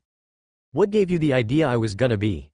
He laughed, ignoring the thrill that ran through him at her calling him daddy. Her thighs rubbed together, even as she turned around fully to face him, showing off her fully nude body, pink nipples puffy and slit dripping. So how we doing this then? She asked then, bowing to his desires. Well, it was his reward after all. Still, that didn't mean he should just rush into it. While she was pretty wet already by his reckoning, if he just did what he did with Kurenai with her, he was more than likely going to hurt her, and not in the fun way. A little prep work would go a long way to get her ready and make breaking her in all the more fun. He planned on making sure she came crawling back for more. Come sit in daddy's lap. Daiki grinned, patting his naked thigh. She eyed his cock for a moment, pointing straight up, before grinning right back and sashaying over. If that's what my big dick daddy wants, Anko purred, making a show of fluttering her eyelashes at him. She straddled him a moment later, arms wrapping around his neck lightly and her full, perky soft ass cheeks taking up residence on his thighs. His cock was pressed up against her stomach, sandwiched between the pair of them, reaching well above her navel. The two of them stared into each other's eyes, matching grins on their faces, before Daiki leaned forward, catching her lips with his own. He probed her lips with his tongue, and Anko opened her mouth allowing him access. At the same time, one hand cupped one of her large, soft breasts, while the other trailed down between them, to her slit and trailed along her entrance. He focused on his chakra and a moment later, his fingers on both hands sparked with low-voltage electricity. He pinched her nipple at the same time he spread her slit open gently with two fingers and began to finger her. MMMF. Anko moaned loudly into his mouth, her confident smoky eyes going wide with shock, and she bucked like a bronco in his lap. With the Shinkugan, it was oh so easy to find the best spots to play with a woman, the best erogenous zones to make them really feel it and stimulate them beyond the norm with his lightning chakra, making them more sensitive and susceptible to pleasure. In fact, if he wanted to, from one hand he could spread his lightning chakra through Anko's entire body and stimulate every single erogenous zone she had at once. Kurenai very much couldn't handle it and practically blacked out, so it was probably a bit too much for a virgin to handle straight off the bat. Especially since she was already so responsive with him just fingering her slowly with two fingers and tweaking one of the puffy nipples on her chest. It didn't take long before he felt her wet folds clench down atop his fingers like a vice. Fuck. Fuck. Fuck. Anko pulled away from the kiss and cursed over and over as she rode his fingers' first orgasm rapidly approaching. That's it, Daiki hissed, grin widening, his fingering speed picking up lightly. Gonna come for daddy? Cocky, little. Anko huffed out through gritted teeth as she tried to contain her erotic, husky moans. Having such a strong, confident older woman moaning for him gave the teenager such a high. In response, he gave her a clit a little zap, but only for a split moment. It was enough to make her yelp and clench down even more, her full sexy hips rolling against his hand as she tried to ride his fingers to orgasm almost instinctually. Phewick, Anko moaned, only to still a bit as Daiki stopped moving his fingers and allowed the electricity over his digits to fade. What are you doing? Anko gave a ragged gasp and glared down at him. I was so close, she said, hips still humping against him wantonly. Say it. Daiki ordered her simply. Anko growled, but for all her femme fatale alpha bitch attitude, she was well aware of who was in control here and now. Fine, she bit out, giving a shuddering breath before leaning forward, squishing her huge soft breasts against his chest and giving a whimpering moan. Please, please make me come, daddy. Good girl. He laughed and lightning sparked across the fingers within her, as he began fingering her once again, but this time allowing the electricity to spread across the expanse of her wet womanhood, stimulating all her nerves and even spreading to her clit. Oh foo, Anko gave an explosive moan that transitioned into a full-on scream as he trailed his other hand down her back, before full-on spanking her on one of her fully bouncy round-ass cheeks and taking a great big handful. She came hard, her voice reverberating throughout the household and so loud she may even be heard outside. That is if the Uchiha district wasn't a ghost town these days. It took a good 2 minutes for Anko to ride out her explosive orgasm, and when she finally died, she collapsed against him, head hanging over his shoulder. "Holy fuck, kid." The purple-haired woman gasped out. He was tempted to make a joke about being a god with that comment, but that was below him. Just like Anko was going to be in a few minutes in fact. "Have fun then?" Daiki grinned, leaning his head over a bit to nip at her ear and making the older woman shiver as he ground his fat, throbbing cock into her stomach. "Like you couldn't tell already, huh, daddy?" Anko snorted, before biting his shoulder lightly and swiveling her tongue over his skin. "Hey, I think you're nice and ready for me now, right?" Daiki added, speaking softly into her ear as he nipped it gently with his teeth. Though he may have sounded calm, he was about at his limit of holding back. "Honestly, I could do with a few minutes to get feeling back in my legs," Anko chuckled. Pride suffused Daiki's chest, but, even still, he wasn't willing to wait all that much longer. "Don't worry about it," he assured her, pulling back from her ear, and easing his fingers out of her womanhood, drawing a gasp from her. "I'll do all the work for now." His fingers, slick with her juices, joined their counterparts in sinking into the bouncy, doughy cheeks off Anko's bodacious ass. And with his grip on her ass cheeks, Daiki lifted the older woman into the air, her slit hanging directly above his flared cock head. "Shit. You really do show no mercy, huh?" Anko groaned. "Even to the bitches you fuck." "Didn't we already go over that before?" Daiki laughed, though he wouldn't say it wasn't hot. She already considered herself a bitch he was fucking. With his sheer strength, it was easy to lift the woman and keep her balanced there mid-air for a moment as he angled her perfectly, to lower down onto his fat knob end. "Ooh fuck." Anko groaned as his cockhead spread her pussy open and eased inside. Fuck, she was tight. It felt like a fucking industrial vice that could pinch through sheets of iron was clamping down on his cock. It made him idly wonder, if he was a human from his other self's world, would her pussy crush his cock into paste or snap it right off? Kurenai was tight to him, but nowhere near this tight. It took him a good few seconds before he bottomed out, and even then, there were still a few good inches or more that couldn't fit all the way in. "Shit, I can feel you're pressing against my womb." Anko huffed out, giving him a strained lip-bitten grin. "You're about to feel a lot more," Daiki promised and lifted her up slowly after giving her a few moments to adjust to the feeling of having her virginity taken by him, dragging the walls of her velvety wet pussy along his rigid cock. And then he brought her down, faster than he did initially. The clap of her ass cheeks, of her full luscious ass cheeks slapping against his thighs, reverberated loudly throughout the room, accompanied by a strangled gasping moan. And then he didn't give her time to gain her bearings. He wanted to hear more of those unwanted gasps, the short sharp squeals emanating from her lips, the throaty moans that made his cock pulse. He didn't go full on out like he did with Kurenai, but Anko was tough, so he was able to shift into a decent pace as he bounced her up and down on his cock. MMFF, Anko breathed heavily, cheeks flushed. "Shit. So, fucking big." Her words and her face were so hot. But what made it even sexier, were her fat juicy tits bouncing in his face with each pass of his cock. "You like that?" Daiki asked, slamming her down on his dick a bit harder and grinding his meat inside her. Anko moaned. "You already know I do, you monster-cocked brat," the purple-haired special Jonin replied, wiggling her hips as she tried to swallow more of his cock with her juicy wet pussy. "As if me moaning like a two-bit Iwa whore isn't enough to know that." Daiki tsked, and let go of her ass with one hand, only to sharply spank her and take another great big greedy handful. "That's daddy to you." "Shit," Anko cursed, biting her lip. She looked down at him, giving him a half pleasure-filled grimace and half cocky grin. "Fucking make me say it then, brat." And she had no problem calling him it earlier. Well, nothing for it. Anko moaned as Daiki abruptly stood up, carrying the woman by her ass cheeks. He was about to say something when a wild idea came to mind. He let go of her, the only part of him keeping her up, being his cock. She wobbled mid-air a bit, before instinctually her arms wrapped around his neck once more and her legs wrapped around his waist and she hung off of his frame, her hips rising up and down of her own accord on his cock. God, she felt good. With how she spasmed and clung to his cock with those velvet walls of hers, if he let go, her pussy would be quick to milk a fat white load out of him. MMMF, bastard, Anko moaned, even as she fucked herself on his cock, hips wiggling with desire. Time to take this to the bed where he could have some real fun with her. Daiki began walking, making his way out of the living room, through the hallways and towards his bedroom. Each step he took had Anko moaning and holding on for all she was worth. Despite all her strength and power, the woman was little more than a moaning limpet at the moment after what he'd done to her with his lightning.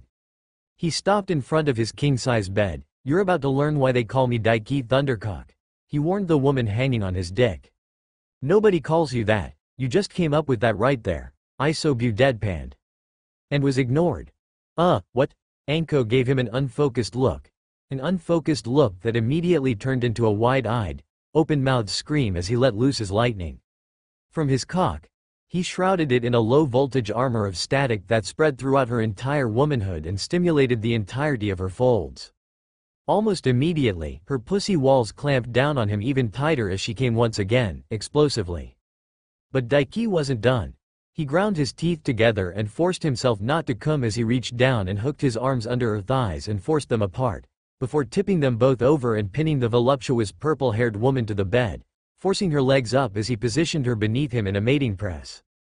And then he truly let loose and began to hammer into her with his cock, fucking her into his bed with his lightning-clad cock. "Oh!"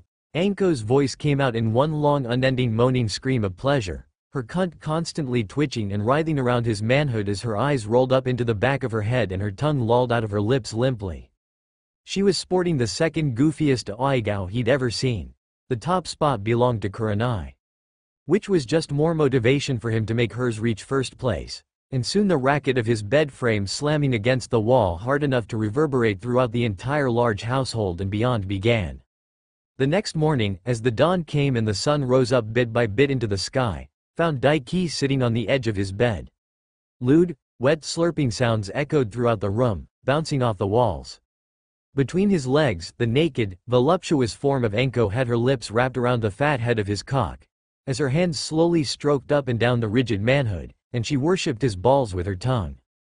Only possible thanks to how long she could make her tongue.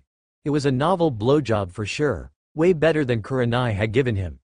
Granted, he'd given her quite a bit of coaching, all night long. "That's it," Daiki gave a lip-bitten grin, hand-fisted in her hair, no longer held up in her typical spiky ponytail. "Good girl," he praised. Anko popped her lips off of his cockhead and looked up at him, giving him a tired, but dry gaze. "You know, I'm not a dog brat." She rolled her eyes, but even as she did, she pressed her lips against his cockhead once more and gave it a smooch as she held his gaze. "Could have fooled me," Daiki laughed, "what with how I made you my bitch last night and all." Despite her confident demeanor even now, Anko shuddered in remembrance. He had stayed true to his word and fucked her all night long.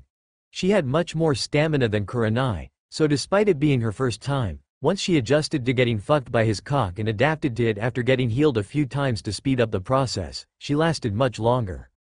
Which wasn't actually half as impressive as that sounded, because all it meant was that she got fucked for longer and in more positions by him, from traditional average positions like missionary, to straight up full Nelson in front of a mirror where he made her watch as her face twisted up into goofy fucked silly expressions as he bounced her on his dick. "Cocky fucker." Anko huffed at him, but didn't stop worshipping his cock with her lips. "That I am," Daiki agreed with a shit-eating grin as the older woman lathering his cock with her saliva, but as she did, he cast a look out of the window, chakra focusing within his eyes and sighed, "Though, it's about time I get a move on." Anko raised an eyebrow at him, even as she opened her lips and began bobbing her head up and down on his dick. "I need to head over to see the old man soon," Daiki explained, easing his grip on the woman's hair and gently raking his fingers through her purple tresses. "My training with him begins today." Not that his training ever ended, even when he was in the process of fucking Anko, his clones were diligently going at it and through the night quite a few had popped, giving him their memories. Well, more like a few hundred and the mastery of 4 of the earth jutsu he'd pilfered from those rock humpers in the forest of death. Anko pulled her lips from his cock with a loud, wet sloppy pop sound and shook her head. "Man, it really is surreal," she sighed, "when you say that. It really hammers in that a cocky little arrogant punk like you is next in line to be Hokage." Daiki shrugged, he was right there with her on that matter. He could hardly believe it either. The crap that old man got from Kusa to smoke must have been some real good shit. Hey now, insulting your future Hokage like that is probably a crime, the teenager replied, wagging his finger at the woman between his legs. I could punish you for that, you know. Oh no, Anko gave him a totally deadpan reply. Whatever will I do? The pervy next Hokage is angry at me. He'll probably dress me up in some slutty costume and fuck me all night long. Oh wait, that already happened and I liked it. Hey, I didn't dress you up in a slutty costume, he pointed out, though your usual outfit counts for the slutty part for sure. I don't see you denying that you'd like to dress me up in a different one though. Anko smirked at him. And the floor is made of floor. Daiki rolled his eyes back at her, as if I would. Though I wonder what would look best on you. Maybe a bunny costume, or a harem girl outfit, he mused. Want me to feed you grapes while you lounge in a throne while I'm at it? Anko asked, raising an eyebrow at him. Sounds good to me. He shrugged. With that said though, he stood up and stretched out his arms, his large, naked ball sack dangling directly in front of Anko's face. The woman whistled as she looked up at his towering cock. Damn, you know, seeing it from this angle makes me wonder how I took that monster all night long. She chuckled lightly. He grasped his cock around the base at her words, before slapping it against her forehead. You're just built different. Daiki praised, his smirk returning. While he was hard still, it wasn't that long ago he deposited a load in the woman beneath him. It sucked he couldn't blow another all over her face and tits right now, but it would take too long. Fuck yeah I am. Anko's own smirk widened, and she crossed her arms under her huge naked tits proudly, and don't you forget it. He wanted to wreck her again and blow out her back, again. But, as much as he wanted to, the grind came first. Orgasms were temporary, but the grind was eternal. Right then, I'm hitting up a shower before heading out, Daiki told her. You wanna join me? I would, but I still can't feel my legs. Anko shrugged. I'll just get one when I can walk in a straight line again and head home. Daiki rolled his eyes before reaching down and grasping the woman under her armpits and hefting her up. What are you? Anko began to ask in surprise, before giving a yelp as he tossed her onto the bed, landing face first on his pillow, back arched into the air. Face down, ass up, that's the way we like to fuck. Daiki couldn't help but remember the line of a song from his other life as he eyed her. And my god, was it tempting to just get on the bed and rail her bouncy round ass silly again. But the grind came first. You can stay here and sleep it off, no rush. He assured her. It wasn't like he had anything to fear from her in his house alone. Anything possibly damning was kept in his palm seals.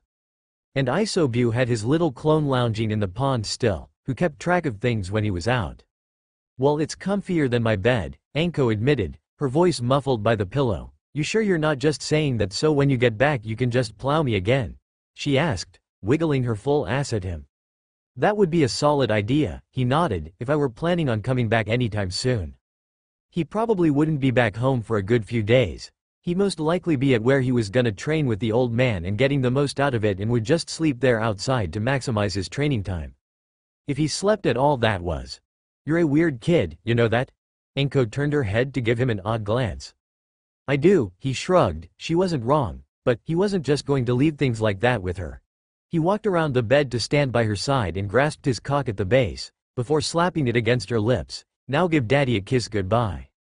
Anko snorted, but she did so anymore, giving his dick a big wet sloppy smooch. Bye-bye daddy. She cooed at him. Have a good time getting beat up by an old man. I will, thank you. Daiki replied, before spanking her across her bubbly round ass clad with static electricity, drawing a squeal from the woman before moving on to go have a shower and get ready. After having a shower and a quick breakfast, Daiki returned to his bedroom to find Anko fast asleep, in the position he left her in. She snored. Loudly. Very unladylike. Rolling his eyes, the teenager eased her into a laying down position and pulled the covers over her, before proceeding to get ready and leaving his home behind for the time being. The crisp morning air felt good on his skin and brushing through his hair. Konoha wasn't exactly cloud or mist temperature-wise, the coldest of the 5 great villages, but it wasn't exactly sand either, and nearing the latter half of the year now, mornings and days like this would become more common. Daiki couldn't say he disliked it at all. In fact, it reminded him of the place his other self lived. It was a place with a colder climate than average, so crisp mornings were quite common. It's a good day. Daiki mused. The cold air sharpened his senses, which would be good for training with old man Hokage. The cold didn't bother him anyway. He left his home behind and hopped up onto the roof of a nearby building before traveling via roof hopping towards the Hokage Tower. The general populace of the village was just beginning their day, and the hubbub of it all became a gentle backdrop in his ears. It was nice and peaceful. A peace that wouldn't last and would be wholly ruined in the coming years if the Akatsuki, Obito, Madara or Kagaya got their way. It was going to be his job one day, at most a few years away, possibly only a month away, to protect this peace. Despite the fun and enjoyable time he'd had with Anko, a familiar weight seemed to form over his shoulders. "Don't worry about it," Isobu spoke up. "It's just another weight for you to grind under until you can shoulder it easily, just like any other weight."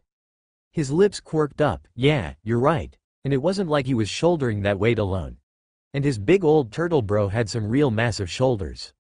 I mean, if we're being technical, I don't really have shoulders," Isobu pointed out, drawing a snort from the teen. Not long later, he arrived at the Hokage Tower. He spotted the old man right away as he approached.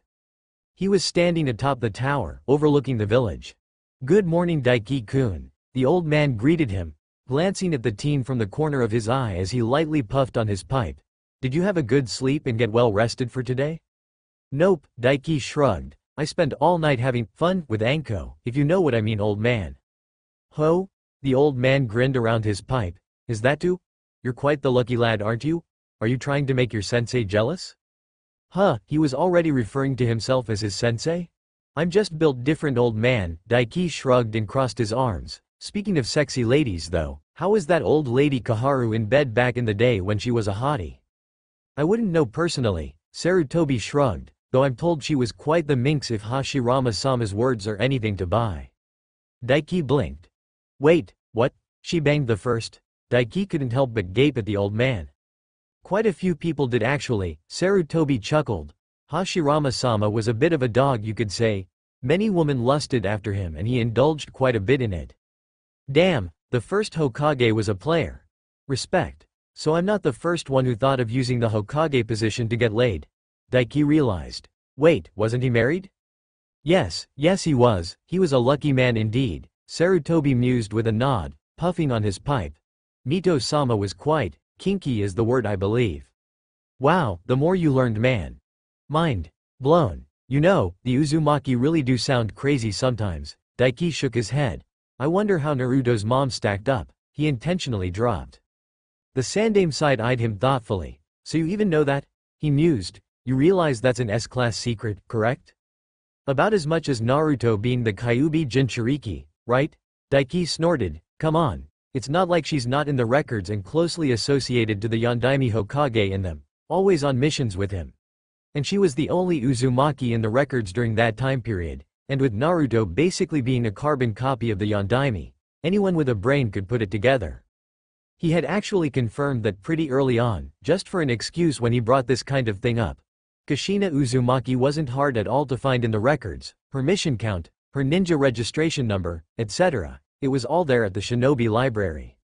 "You'd be surprised how few have made the connection actually," Sarutobi pointed out. "As for Kushina herself, she was something alright, that was for sure."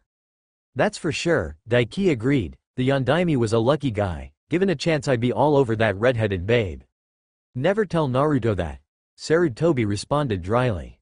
"Hey man, if Naruto was a chick, I'd be all over her too." Daiki shrugged. "As a girl, Naruto is a hottie. Gotta be them Uzumaki genes, man. Probably the real reason why those ugly fuckers from Cloud, Stone and shit teamed up to wipe them out." "Then I'm sure we can all be glad Naruto is a boy then," the old man snorted. "The last thing we need is an angry female Jinchuriki because she caught the boy she likes hitting on other girls like you do." Well, he wasn't wrong. When the joking conversation died down, Hiruzen turned to Daiki. "Are you ready?" he asked. "I wouldn't be here if I wasn't, old man," Daiki responded, smirk fading as his lips pressed into a thin line, serious mode going into effect. "Good, because we don't have a whole lot of time," Hiruzen nodded. "I won't be going easy on you at all," he said, placing his hand on Daiki's shoulder. And it was then the boy noticed, his pipe was gone. He hadn't noticed. When did he? That thought didn't get much time to process as the old man's chakra enveloped him and he was brought along via Shunshin. Fast, Daiki noticed. He could barely keep track of their surroundings as the old man transported him along with the jutsu. Even with his heavenly star seal and three-tailed cloak together, he'd be hard-pressed to keep up. It would be another thing if he could use lightning chakra mode reliably with them in his physical body, but that was currently impossible for him. Moments later, it ended, and Daiki noticed that they were standing atop the Hokage monument. "Why are we?" Daiki began asking, looking around. But he never got to finish his question as the elderly Hokage brought his hands together into a single seal and the ground rumbled beneath their feet. Daiki blinked and stared as the ground rumbled and part of it began to slide away, revealing a staircase that led into the mountain itself. "What the?" The teen gave the old man an odd look. "How is that there?" He'd looked at the mountain plenty of times with his Shinkugan. It was pretty hard not to see how big it was, but he'd never saw anything like this. At his baffled look, Hiruzen gave him a light grin. "I see there are things even you haven't been able to see even with those eyes of yours," he noted, knowingly. His tone implied he knew why he hadn't seen it before either. The old man gestured for him to follow him down into the stairs, and Daiki did so, the opening sliding shut once more as Sarutobi made the same hand seal he did previously once they were both inside. For a moment, they were both in pitch-black darkness, before everything lit up. Glowing blue lights traveling down the walls on either side of the staircase lighting the area up. "What is this place?" Daiki asked as the old man began walking down the stairs and followed behind him. "I should think that would be quite obvious, consider what you're here for," the Hokage chuckled, "but to clarify and speed things up, the Hokage needs somewhere private to train as well, to not become rusty, to become stronger and keep up appearances all in one." Getting stronger and not getting rusty, he could understand that. But the other, not so much, keep up appearances, he asked. Sarutobi looked over his shoulder at Daiki and gave him an almost mischievous look. "I'll give you a hint. When the tree leaves dance, one shall find flames. The fire's shadow will illuminate the village." A poem, or a haiku? Honestly, he wasn't very well versed in either, so he couldn't tell. But he'd heard those words before, from the very same man in another life. As he died, and he was using it as a riddle for him? A test? Seriously? Daiki gave him a deadpan gaze.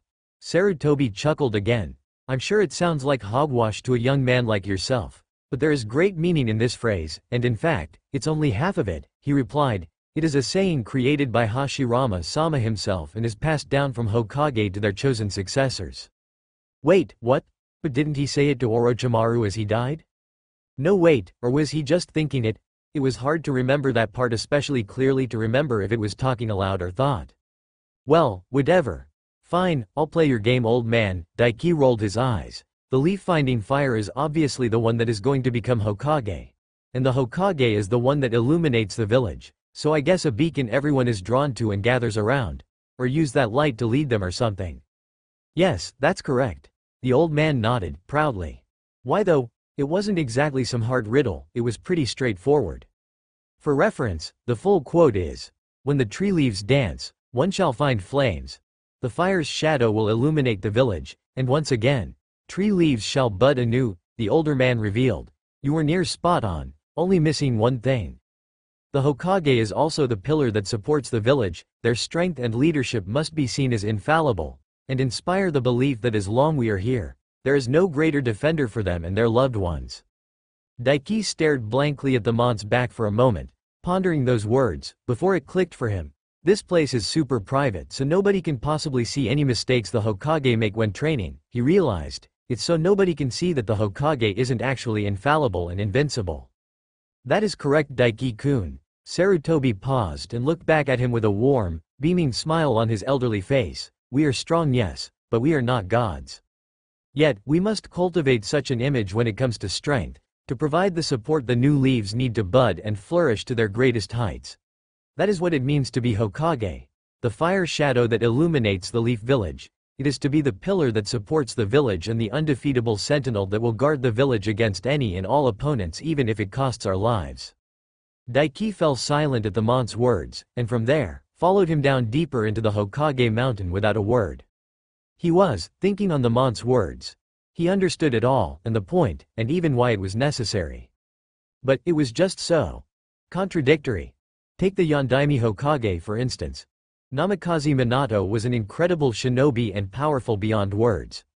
People treated him like he really was a god and spoke of him in awe to this day over a decade since his death. But he wasn't invincible. He wasn't even close to infallible. He was freaking dead after all and left his only son to fend for himself. Yet, people acted as if him actually dying didn't detract from that all. Fucking hell, even in the academy not even a year ago, there were girls in his class gushing over pictures of him and wanting to marry him, when he was fucking dead. Humans as a whole are a contradictory species, Isobu mused, piping in. You speak of love and peace, yet readily wage war and commit atrocities in the same breath. You look down up murderers and thieves, yet have made a profession out of them that dominates the world. You yourself are terrified and find yourself lacking in too many ways to count, but brag and boast louder than anyone else of your greatness. Daiki grimaced. He couldn't even think of anything to say in response that. After all, that was the ugliest part of being human. And the ugliest part who he was. His very identity was an illusion that he made himself believe in. And to be Hokage, it seemed, was to make that illusion your reality. When he thought about it like that, maybe Naruto wasn't wrong at any point in his path at all. The blonde constantly lied to himself and lived in illusion, buried his rage, despair and hatred into a deep dark corner and hid it away from anyone and everyone. The only one who knew the true Naruto for the longest time was Kurama. Just like only I know the true Daiki, Isobu added with a wistful sigh, kind of ironic when you think about it. Considering you're practically the direct opposite of him and well, I am the polite sibling as I've said multiple times now, while Kurama is the most violent, rude and gruff among us, but also the most damaged. Daiki wasn't sure how to reply to that. You don't need to, Isobu pointed out. That's your biggest problem, Daiki, and the biggest source of stress in your life. You always think you need something to respond with, or a counter. Sometimes, the best course of action is to say or do nothing at all. Daiki opened his mouth before pausing. If he replied, he would just prove his point. Not what I meant at all, Isobu sighed, but baby steps I suppose. He didn't get much time to ponder on the Biju's words, because finally, after minutes of walking down the stairway, they reached the bottom. It opened up into a large cavern area. And by large, he meant massive. It had to span the length and width of the entire mountain. And it wasn't exactly empty either. There were rows upon rows of weapons from swords, to maces, to even staves lining the cavern walls. Huge training posts at one side of the huge area, and at the far end of the room he could see what looked to be a massive pond, with a huge tree growing up out of it. And behind it, he could see a door leading into some other area. Honestly, how the hell had he not noticed something this massive underneath the mountain? It was as he looked around the room though, he noticed it. Familiar scrawls of ink over the walls. Seals. He couldn't recognize most of the patterns, but some of it was similar to a few things he knew. Specifically, barrier seals? He muttered aloud. That's right, Daiki-kun, Sarutobi nodded. This is the personal training area for the Hokage. It was created by Hashirama-sama with the help of his wife Mito-sama. Ah, that explained it. Playboy Cage and his kinky Uzumaki wife. This was definitely something he could see coming from them. And it explained the stupid huge tree growing out of the underground pond as well. Where there was no sunlight, yet it looked healthier than most trees he saw outside the village. This Daiki-kun, is where we'll be spending our time training over the next 8 days. Sarutobi gestured to the wide expanse of the training cavern. I will of course not be able to spend all my time here with you, and will have to often leave to take care of my duties, but for the next 8 days, you will not be leaving this area. Well, good thing he had already planned ahead for that kind of thing, even if it was actually going to be longer than he thought. His Dimension Force seal was always stacked with food that would keep for a while just in case he went on a training binge after all. Though it did bring up the actual questions, what if he hadn't been prepared already? What about eating, or pissing and shitting for that matter? The genin asked. In response the old man gestured to the door behind the pond. That area behind that door is a small living space. It has everything you'd need, the older man replied. There is a bed, basic medical supplies, food, and of course a toilet with plumbing. There was fucking plumbing down here? How? Daiki asked, raising an eyebrow at the man. Fuinjutsu, how else my boy? Sarutobi laughed, and then placed his right hand on his chest and his left hand on his left leg. Speaking of seals though, I believe it is time we get down to business, no? As he said that, his Hokage robes shifted and disappeared, leaving him clad in nothing but a familiar full black outfit, the Hokage hat disappearing the same way a second later and being replaced by a black hooded helmet. Daiki blinked. Wait, huh? He gaped. I must admit, your storage seal is very useful, the old man mused with a grin. This motherfucker stole his jutsu. Well really, it was just an augmented storage seal really, but come on, that was his thing. Why you Uchiha? Daiki spluttered, such was his surprise. I mean, how many jutsu have you stole from others? Isobu pointed out dryly, pot meat kettle, you're both black. Sarutobi chuckled lightly at Daiki's insult. Now Daiki-kun, your Tobirama-sensei is showing. What would Sasuke-kun think? He wagged his finger at him. Besides, once you get to a certain point, it becomes rather easy to copy jutsu even without the Sharingan. Wait, what? Daiki blinked, his slight shock over seeing his own seal being used by somebody else dissipating. Like, he had copied jutsu before, but it was different for him. While he didn't have the Sharingan, he could full-on look into people's memories if needed, and of course, see their chakra and watch how they molded it. But it wasn't something that let him copy jutsu instantly or anything. It took long years of training and effort on my part, but for many jutsu, I can recreate them just from sight alone these days. The old man grinned lightly. For instance, the old man brought up both hands. With one, he just held up his palm, while the other he made one-handed seals. Daiki's eyes about bugged out of his head at the sheer casualness of it, and he was lucky they didn't pop right out of his skull by what happened next. First, there was a whirring noise as blue energy formed in the old man's palm, forming into a violently rotating sphere of chakra, while in the other, lightning shrieked into existence like 1,000 shrieking birds, coating his entire arm. This in my left hand is the Rasengan, the signature technique and original jutsu of the Yondaime Hokage, while in my right is the Chidori, a technique created by your good friend Kakashi-kun in his youth. Sarutobi explained nonchalantly. What the fuck? Hacks? Daiki called hacks. You're trying to say you recreated those jutsu just from seeing them? Daiki asked, disbelievingly. Indeed I am. I had no need to be taught them. It is simply that I have so much experience and know so much jutsu and ways of manipulating my chakra, that it becomes child's play to recreate jutsu such as these.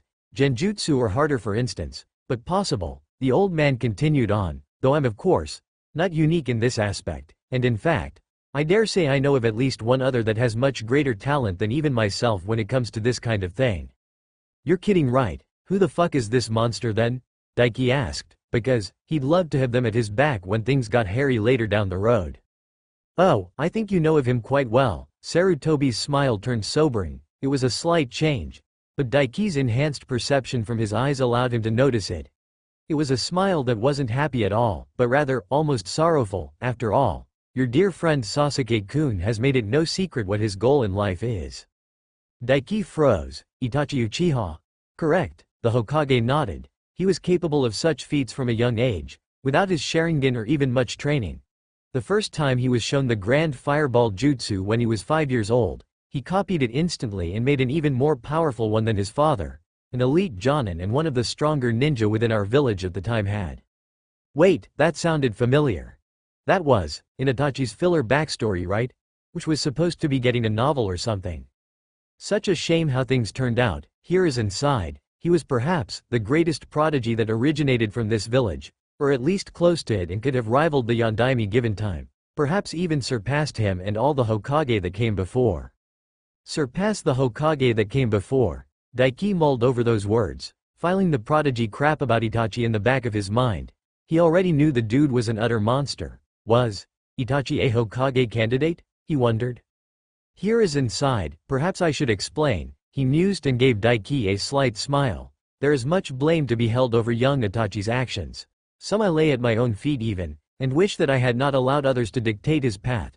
You could say my prompt action with snatching you up myself comes from my mistakes with Itachi. What? Daiki would admit it, he was lost. To be frank, yes, Itachi was a Hokage candidate, here is and revealed. Dropping quite the bomb, Itachi was the perfect shinobi. He was diligent, intelligent, could suppress his emotions for the mission and the good of the village. A genius among geniuses and of course incredibly powerful even at such a young age. I thought to allow him more experience and allowed others such as Danzo to foster his growth in the Anbu. That was a mistake. I mean, Danzo himself is pretty much a mistake. Daiki snorted mentally, but didn't interrupt the old man. And above all else, Itachi knew what it meant to be Hokage. Here is inside and shook his head. If only I had taken him as an apprentice myself instead of allowing Danzo to oversee things. I may have been able to prevent the tragedy of the Uchiha. For a moment, Hiruzen truly did look his age, a tired old man. But, it only lasted a split moment before he controlled his emotions once more. He was a pinnacle shinobi after all. He could probably shed a tear and wipe it away before Daiki even noticed. Though, perhaps not, he frowned. Thanks to you and the information you brought back upon becoming a Jinchuriki, things are beginning to fall into place and holes and mysteries I never found the answers to have suddenly been filled. Did he mean the whole thing about Obito pretending to be Madara and hypnotizing Yagura? Well, actually now that he thought about it, one of the biggest things about the Uchiha massacre was what led to them attempting their coup. Being ostracized by the village because it was suspected an Uchiha was behind the Kyuubi attack. Which was correct, everyone was just looking at it from the wrong angle. It was an Uchiha, just one that had a massive grudge against his clan. The Uchiha massacre might have been ordered by the Hokage and elders, but the true blame lay at Obito and Madara's feet. They instigated it all. Granted, Danzo was a fucking idiot about it as well, so he should get a lot of the blame as well. Even if Shisui's idea to brainwash the entire clan was kind of a stupid idea as well now that Daiki thought about it, it was only a stopgap after all. Madara's hatred of his own clan is etched into history itself these days. Even I have heard of it, Isobu mused. Assuming the Hokage believes it to be Madara, or Madara's successor, which would be an obvious thought, then that would answer the mysteries of that night and what led to the Uchiha being ostracized. That did make sense, and was very convenient for Daiki. The old man had fallen silent, and didn't say anything else for a few moments. And so being in Anbu from a young age made him snap, right? Daiki asked, offering him an olive branch. The old man clearly didn't want to reveal the truth behind the Uchiha massacre right now. If ever.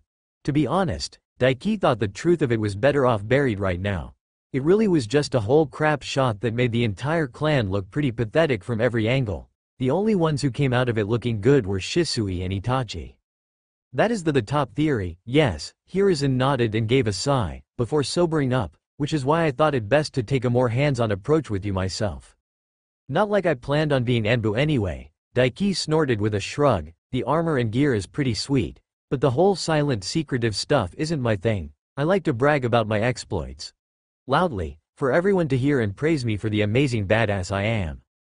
Quite, Hiruzen chortled. It's much better to have a Hokage candidate in the spotlight for the most part anyway. Your image and exploits gather awe and intrigue from the village, and reinforces their faith in you when you ascend to the position. That made sense. I should probably let everyone know what I've been up to then. Daiki nodded. He would have to brag more, he supposed, in public. It sure was hard being him. No need, I have already circulated your exploits through the village. Hiruzen gave him a knowing grin. I sent some trusted jonin out to gossip about your exploits, from defeating a member of the 7 ninja swordsmen of the mist, to foiling a plot using a biju, and even fighting off my former student, an S-rank shinobi. I dare say your legend has already began. Huh. How sneaky. Daiki wasn't expecting that at all, but it showed how on the ball the old man was with his decision here. He was already laying the groundwork for the village as a whole to look at him in awe. Just what you need, a whole village of hype men. Isobu groaned. The epic of Daiki, the teen genin mused, a smirk forming on his face, that has a nice ring to it. Gilgamesh is going to sue you, with lots and lots of swords. He wishes I could totally kick his ass, Daiki refuted. He'd see how Gilgamesh liked getting sword barraged right back. He couldn't even beat a ginger with a hero, martyr complex. He'd bijudama his ass out of existence before he ever got the chance to pull out his trump card. Perhaps you should write a book. You may even be successful enough not to need to write pornography like a certain other student of mine. Hiruzen mused with another light chortle before clenching his fists, and allowing the jutsu in his hands that Daiki had almost forgot about to be quashed out of existence, and stretched his arms. Though for now, Daiki-kun, I believe it is time to, as you kids say, get down to business. Daiki's smirk transitioned into a wide eager grin. Finally, old man, as much as the information is good to know, this is what I'm here for. He cheered, cracking his knuckles, and then his neck for good measure. He only had 8 days to train with the old man right now, so he needed to make every second count. For these 8 days, he would have to transcend the grind itself and enter the legendary hyper grind. Where do you come up with this stuff? Isobu asked, deadpan. I had a lot of time to think while screwing Anko, Daiki responded. They'd fucked for over 12 hours after all, come on. You can't think I'd waste all that time with just sex, right? Amazing as it is, my mind wandered. He could feel Isobu rolling his eyes in exasperation. Good to see you're ready then. Hiruzen smiled back and after stretching out, stood normally, unguarded and out of any stance. I believe we'll start simple. I wish to see your current limit without boosting over your base abilities. No seal, no augment jutsu like my lightning armor. No biju cloaks. Alright. Simple enough, I gotcha. Daiki nodded in understand, slipping into the opening stance for the feather fist style. Both arms up, fists clenched. One at the side of his head while the other was slightly ahead of his face, and one leg pulled slightly back. The feather fist style, truly a fitting taijutsu for you, fast with explosive concentrated strikes. I applaud your choice in it. The old man nodded approvingly. Now, let us begin. Come at me with the intent to kill Daiki-kun. Only then will I see your true abilities. You don't have to tell me twice, Daiki laughed, not even at all bothered about the older man not entering his fighting stance. He slid his foot back further to push off with. At the same time he made a single hand seal and exploded forward in a rush towards the old man with a Shunshin enhanced blitz. His eyes with their enhanced perception were digging into the old man's form, preparing for any move he could make from the slightest twitches of his muscles as he rushed forward, lashing out with a rapid right straight, aiming for his face, specifically his eyes, to cut off his vision. It was a feint after all. At the same time he lashed out with his fist, never intending to make contact with it. He swung his foot out in a stomping kick towards the old man's knee. He'd smash his kneecap and limit his movements massively with it. He never made contact. Hiruzen clasped his hands behind his back and didn't even flinch at his fist. At the same time, the old man lifted the leg he was aiming for up, avoiding his blow, and before Daiki could backtrack from his failed strike, the old man's leg moved like a serpent, coming down over his thigh and catching it beneath his knee, pinning his leg there and keeping him off balance. The ability to predict your opponent's movements from the slightest twitch of their muscles with your eyes is indeed a very useful and potent ability. The old man Hokage began lecturing straight away. But it is not undefeatable. The Sharingan can do that as well, and how many Uchiha have been killed despite that ability? A better variation in their case, in fact. Try not to rely on that ability too much when it comes to close combat, Daiki-kun. Though I must admit, very impressive speed for your age. Daiki grinned at him. Sure, but you realize even if you caught me, you're stuck too, he retorted and pushed off with his other leg, rising into a knee strike aimed for his new teacher's chin. Once again it didn't make contact. The old man's hand came from behind his back, quick as a flash, and his palm stopped Daiki's strike in its tracks. But it did its job and loosened the grip his leg had on his own, and Daiki thrust his left palm out to the side, using his force palm jutsu to increase his momentum and rip his leg free. Not bothering to aim for the man since he'd see it coming a mile away and retreat. Leg coming free, Daiki spun midair like a rapidly rotating spinning top and lashed out with a dragon wheel kick aimed at the man's neck. Daiki's eyes widened though when the old man casually bent forward, ducking under the blow before both hands whipped up and caught his ankle. Daiki never even got to finish his curse before the old man stopped him in his tracks with his grip and reared back up, lifting Daiki up above his head, before promptly smashing him into the ground. The ground shattered from the sheer force of the blow, and if Daiki weren't so tough he would have had the wind knocked out of his lungs. As it was, he was still stunned and not able to counter as the old man reared him back up into the air before spinning like a tornado and letting go, launching him like a bullet. He smashed into the cavern wall multiple dozens of feet away like a wrecking ball and went straight into it, debris falling and creating a cloud as his body cratered into it from the sheer strength behind the toss. Okay, that hurt. Daiki groaned, shaking his head and pushing himself up. Before the smoke and debris could clear though, he thrust both hands behind him and jumped, unleashing a pair of force palms that launched him high and rapidly into the air towards Hiruzen's position. Then he launched another pair of force palms, propelling him downwards and generating even more force and momentum. He smashed down with a double hammer blow that the old man sprang nimbly back from, the ground shattering inwards from the force of his blow. But Daiki didn't pause and rushed the old man, launching into a flurry of rapid-fire blows, leading with punches into kicks, enhancing his momentum and rapidly rotating to hide his next move and gain more momentum for his next flurry of blows. He was pure non-stop motion given form. Yet the old man dodged, weaved around or parried and blocked his flurry of attacks with little effort. Letting Daiki tire himself out a bit, or maybe just to see how long he could keep up such a flurry of connected and concentrated attacks. The answer was, he could keep it going for a pretty damn long time. His stamina was insane and recovered rapidly even in his base. And the old man realized that pretty quickly. Because he shut him down not long later and went on the offensive. Beautiful in its simplicity and timing at least. With no wasted movements and nothing Daiki could predict or at the very least keep up within his base form speed. The old man weaved to the right, avoiding a knee strike aimed at his ribs, before sliding back left, foot extended and catching his ankle. The old man barely touched him and he turned all of Daiki's momentum against him as the Tangenin found himself carried into midair, sideways and with little reach to counter. And then the Hokage smiled at him warmly and lashed out with a palm strike that caught him in the center of his stomach. Force palm jutsu. The old man announced gently. Daiki's eyes widened in shock, and then he gagged as a very familiar burst of pressure slammed into and through his stomach and carried him back through the air a good 20 feet where he landed on his back, gagging and wheezing. Fuck, Daiki spluttered inwardly as he gagged, blood erupting from his mouth as he hacked and coughed. He'd never been properly hit by his own jutsu. It sure was something. If it weren't for his durability, endurance and natural healing ability, that would have been debilitating and kept him down for at least a little bit. A point-blank shockwave to the internal organs would do that to a guy. Actually, most people would be dead. As many of his opponents could attest to, if they weren't dead from being hit by the force palm. Fuck, he sure could make a jutsu, couldn't he? But this was no time to be patting himself on the back. One arm wrapped around his stomach to keep his organs from jostling any while he healed. Daiki clawed his way to his knees and glared at the old man, baring his blood-stained teeth at him. Another, one of my jutsu, old man?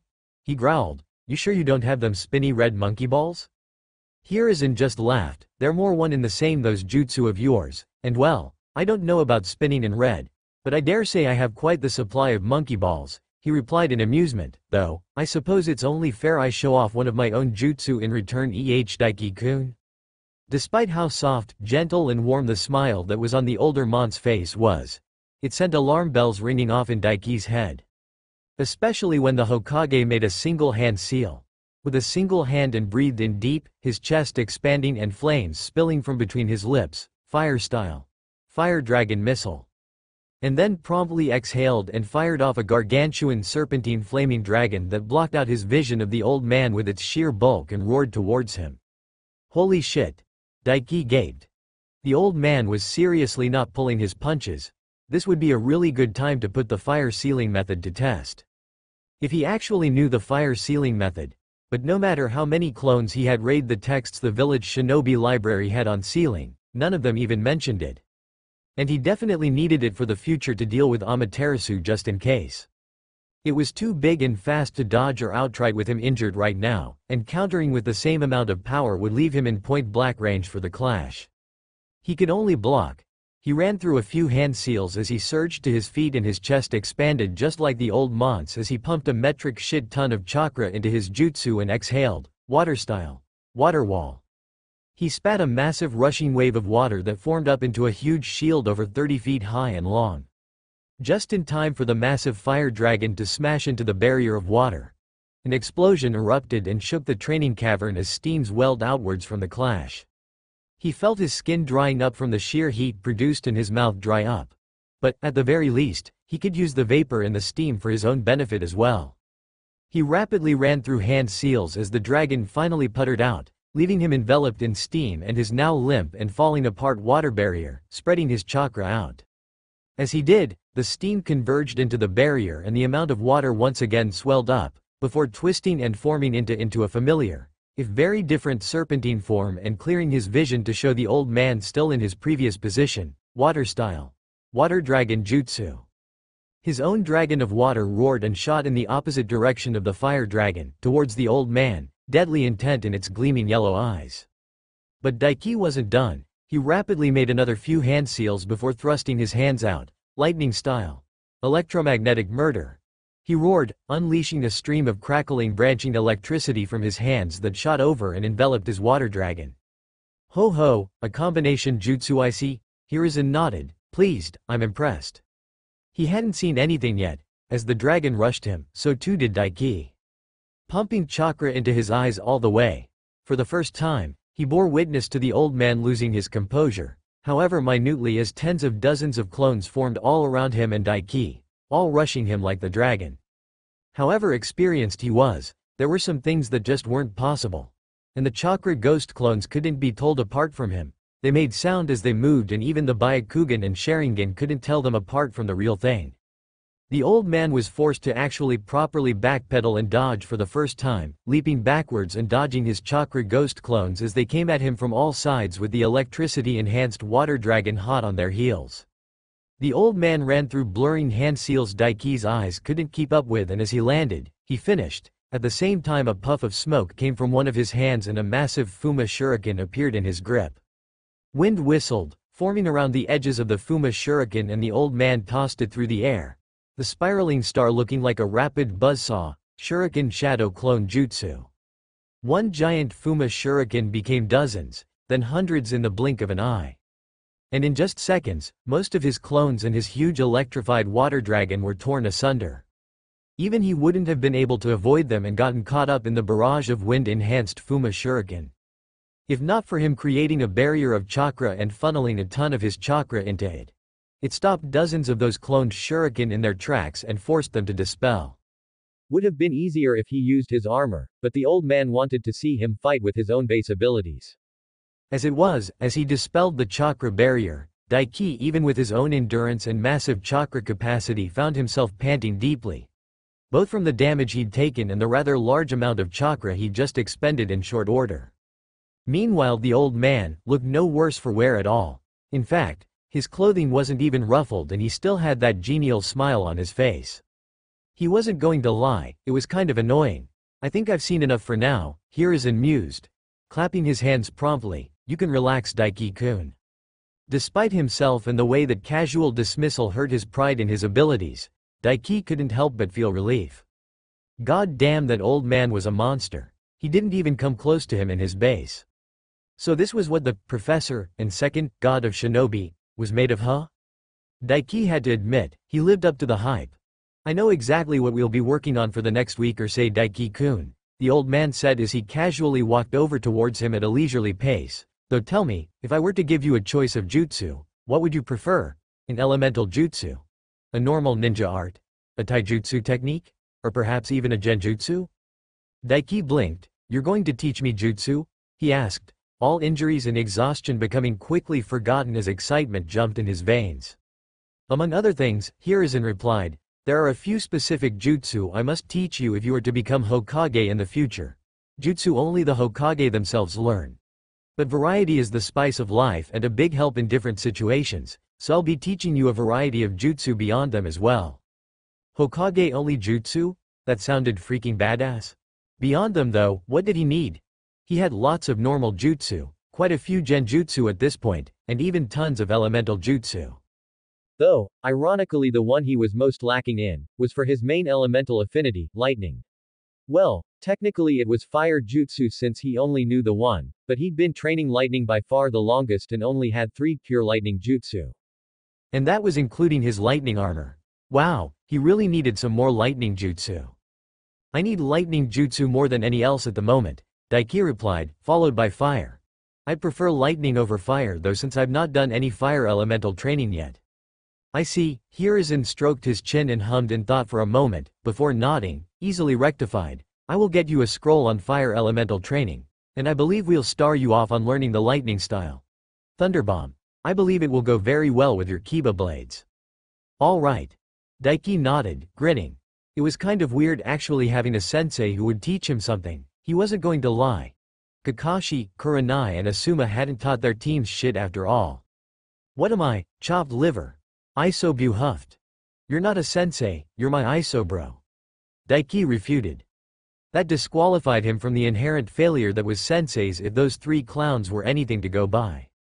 Once you master that jutsu, I will provide you with another, one a day assuming you can master them in that day, if not, you'll just have more of a backlog I'm sure. The old man chuckled, breaking him from his internal debate. For now though, I will be returning to my office and leaving you with a clone of mine to oversee your training.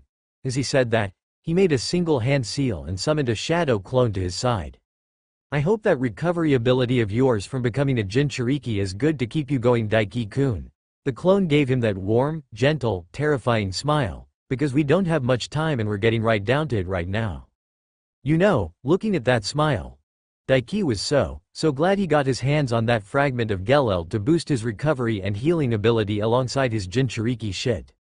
Old man Sarutobi was a beast. Despite how genial and kind the elder Hokage was, that was not at all present during Daiki's training with him. He was given little time to rest and he was drilled from sunup to sundown and beyond. Taijutsu drills until his limbs ached. Multiple chakra control exercises at once. A new jutsu to learn every single day. And that was just the early morning practice. From there, they would move on to taijutsu sparring, atop the walls, atop the ceiling, atop the pond within the huge cavernous training room itself. Daiki was given no quarter and no mercy at all. He would fight the old man with pure taijutsu and get his absolute shit kicked in. Sarutobi Hiruzen's personal taijutsu styles were the monkey fist, a style his clan learned from the monkey summons, and the drunken monkey, a style he created personally based on that. But that was not all he used. The academy style, the Inuzuka's beast claw style, the Uchiha's interceptor style, the strong fist, the Hyuga's gentle fist, even his own feather fist style and more beyond. Taijutsu styles belonging to other villages. The old man slipped between so many different fighting styles, that after 5 days Daiki had long since lost count. From there, he would be given a half-an-hour break to eat and recover, before being thrown right back into it with running through drills of the jutsu he already knew and what he was in the process of learning. And then they would spar again, with everything at their disposal. Daiki's at least. Because the old man never once used a jutsu Daiki didn't already know, had seen already or was in the process of learning. And each time, even while they fought, the man would coach him, pointing out his mistakes, give him advice on what he was working on while at the same time beating him black and blue. Even with his heavenly star seal, even when drawing upon the lightning chakra mode, Daiki never once managed to defeat a single one of the Mon's shadow clones. And he sent quite a few to train him when he was busy each day. Especially since the last thing on the agenda each night was to spar with 5 of his shadow clones at once, each one using a different fighting style. He lost horribly, each and every single time, and Daiki loved every second of it. Never had he been so beaten, never had he felt so exhausted in all his life. Never before had anyone pushed him to his limits and beyond as much as Sarutobi Hiruzen. Even with his regeneration and Jinchuriki status, by time the 6th morning of training under the 3rd Hokage rolled around and Daiki was roused awake in the morning after being literally beat unconscious, his mind was heavy, his body aching with phantom pains from multiple dozens if not hundreds of wounds that had long since healed. Daiki rolled over in the rather luxurious, soft king-size bed that was present in the living area provided within the training cavern under the Hokage monument, before pushing himself up and out of the bed a moment later. He had only just awoken, but he couldn't afford to waste any time of his time at all training under the old man. He washed in the bathroom to wake himself up, summoned new clothes from his Dimension Force seal, ate a quick, crappy meal and made his way out into the main training hall. As he did, he called idly upon his status to check out his progress. Name: Daiki Yurei. Age: 13. Chakra capacity: 192,700 192,700. Low tier cage. Strength: 204, endurance: 290, durability: 205. Agility: 204, taijutsu: 265 ninjutsu: 385. Genjutsu: 105 500, Bukajutsu: 185 chakra control: 317 500. Chakra affinities: lightning, expert, the heaven spark; water, expert, the sea parts before you wind, master, the gale bows; earth, adept, the earth shakes; fire, novice, simmering power; Fuinjutsu, advanced, the breath hitches. Damn. He whistled, impressed in spite of himself. The progress he'd made in the last 5 days had been nothing short of explosive. Even for him.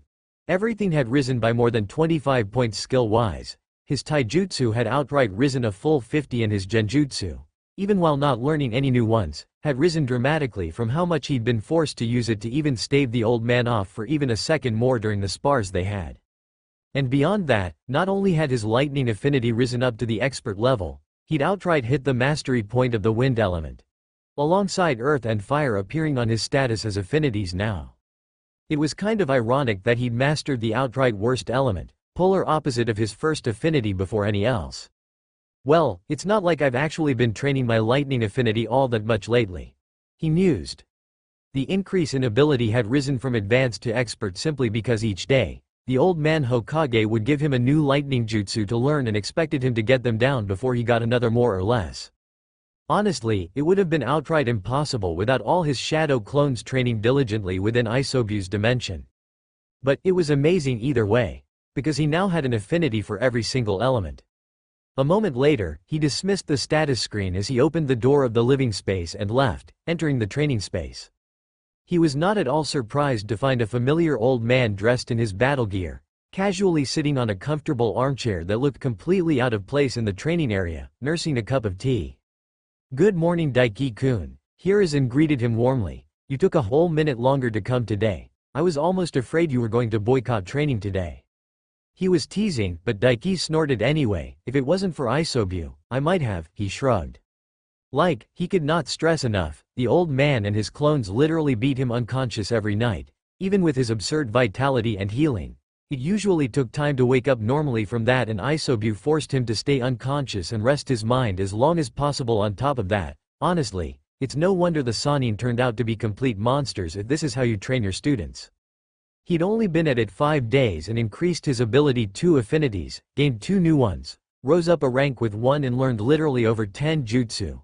5 lightning, 2 earth, 1 wind, the old man's fire style, fire dragon missile jutsu with coaching from him. Hell, the old man had even known the poison mist jutsu and helped him get it down in that time as well, in between kicking his ass up and down the cavern. Sadly, he hadn't managed to get that equipment shadow clones jutsu down yet though. But yeah, the Sannin trained under old man Sarutobi for years. They would have either become complete monsters under him or died in the process. Honestly, the older generation of ninja were made of some real tough shit back in the day. He was barely managing to keep going even with his healing abilities. Hiruzen, who was about to raise his cup up to his lips, paused and laughed lightly. "Oh Daiki-kun. I'm afraid I didn't train them even closely to as intense as I'm training you. Unlike them, we only have a week together for the moment." His eyes twinkled with amusement. "In fact, I was not even planning on training you this hard. But I was forced to escalate because of how quickly you have been progressing and just the sheer amount of endurance you have. If I trained my old students as I did you, I don't think they would have survived long." Huh? Daiki blinked, surprised. No, what is there to be surprised about? While they are indeed incredibly powerful and talented, 2 of them are from civilian backgrounds. Isobu deadpanned, making himself known for the first time in the day. "You have me, a literal biju, and everything going on in that seal of yours on your neck, enhancing you, healing you, filling you with energy.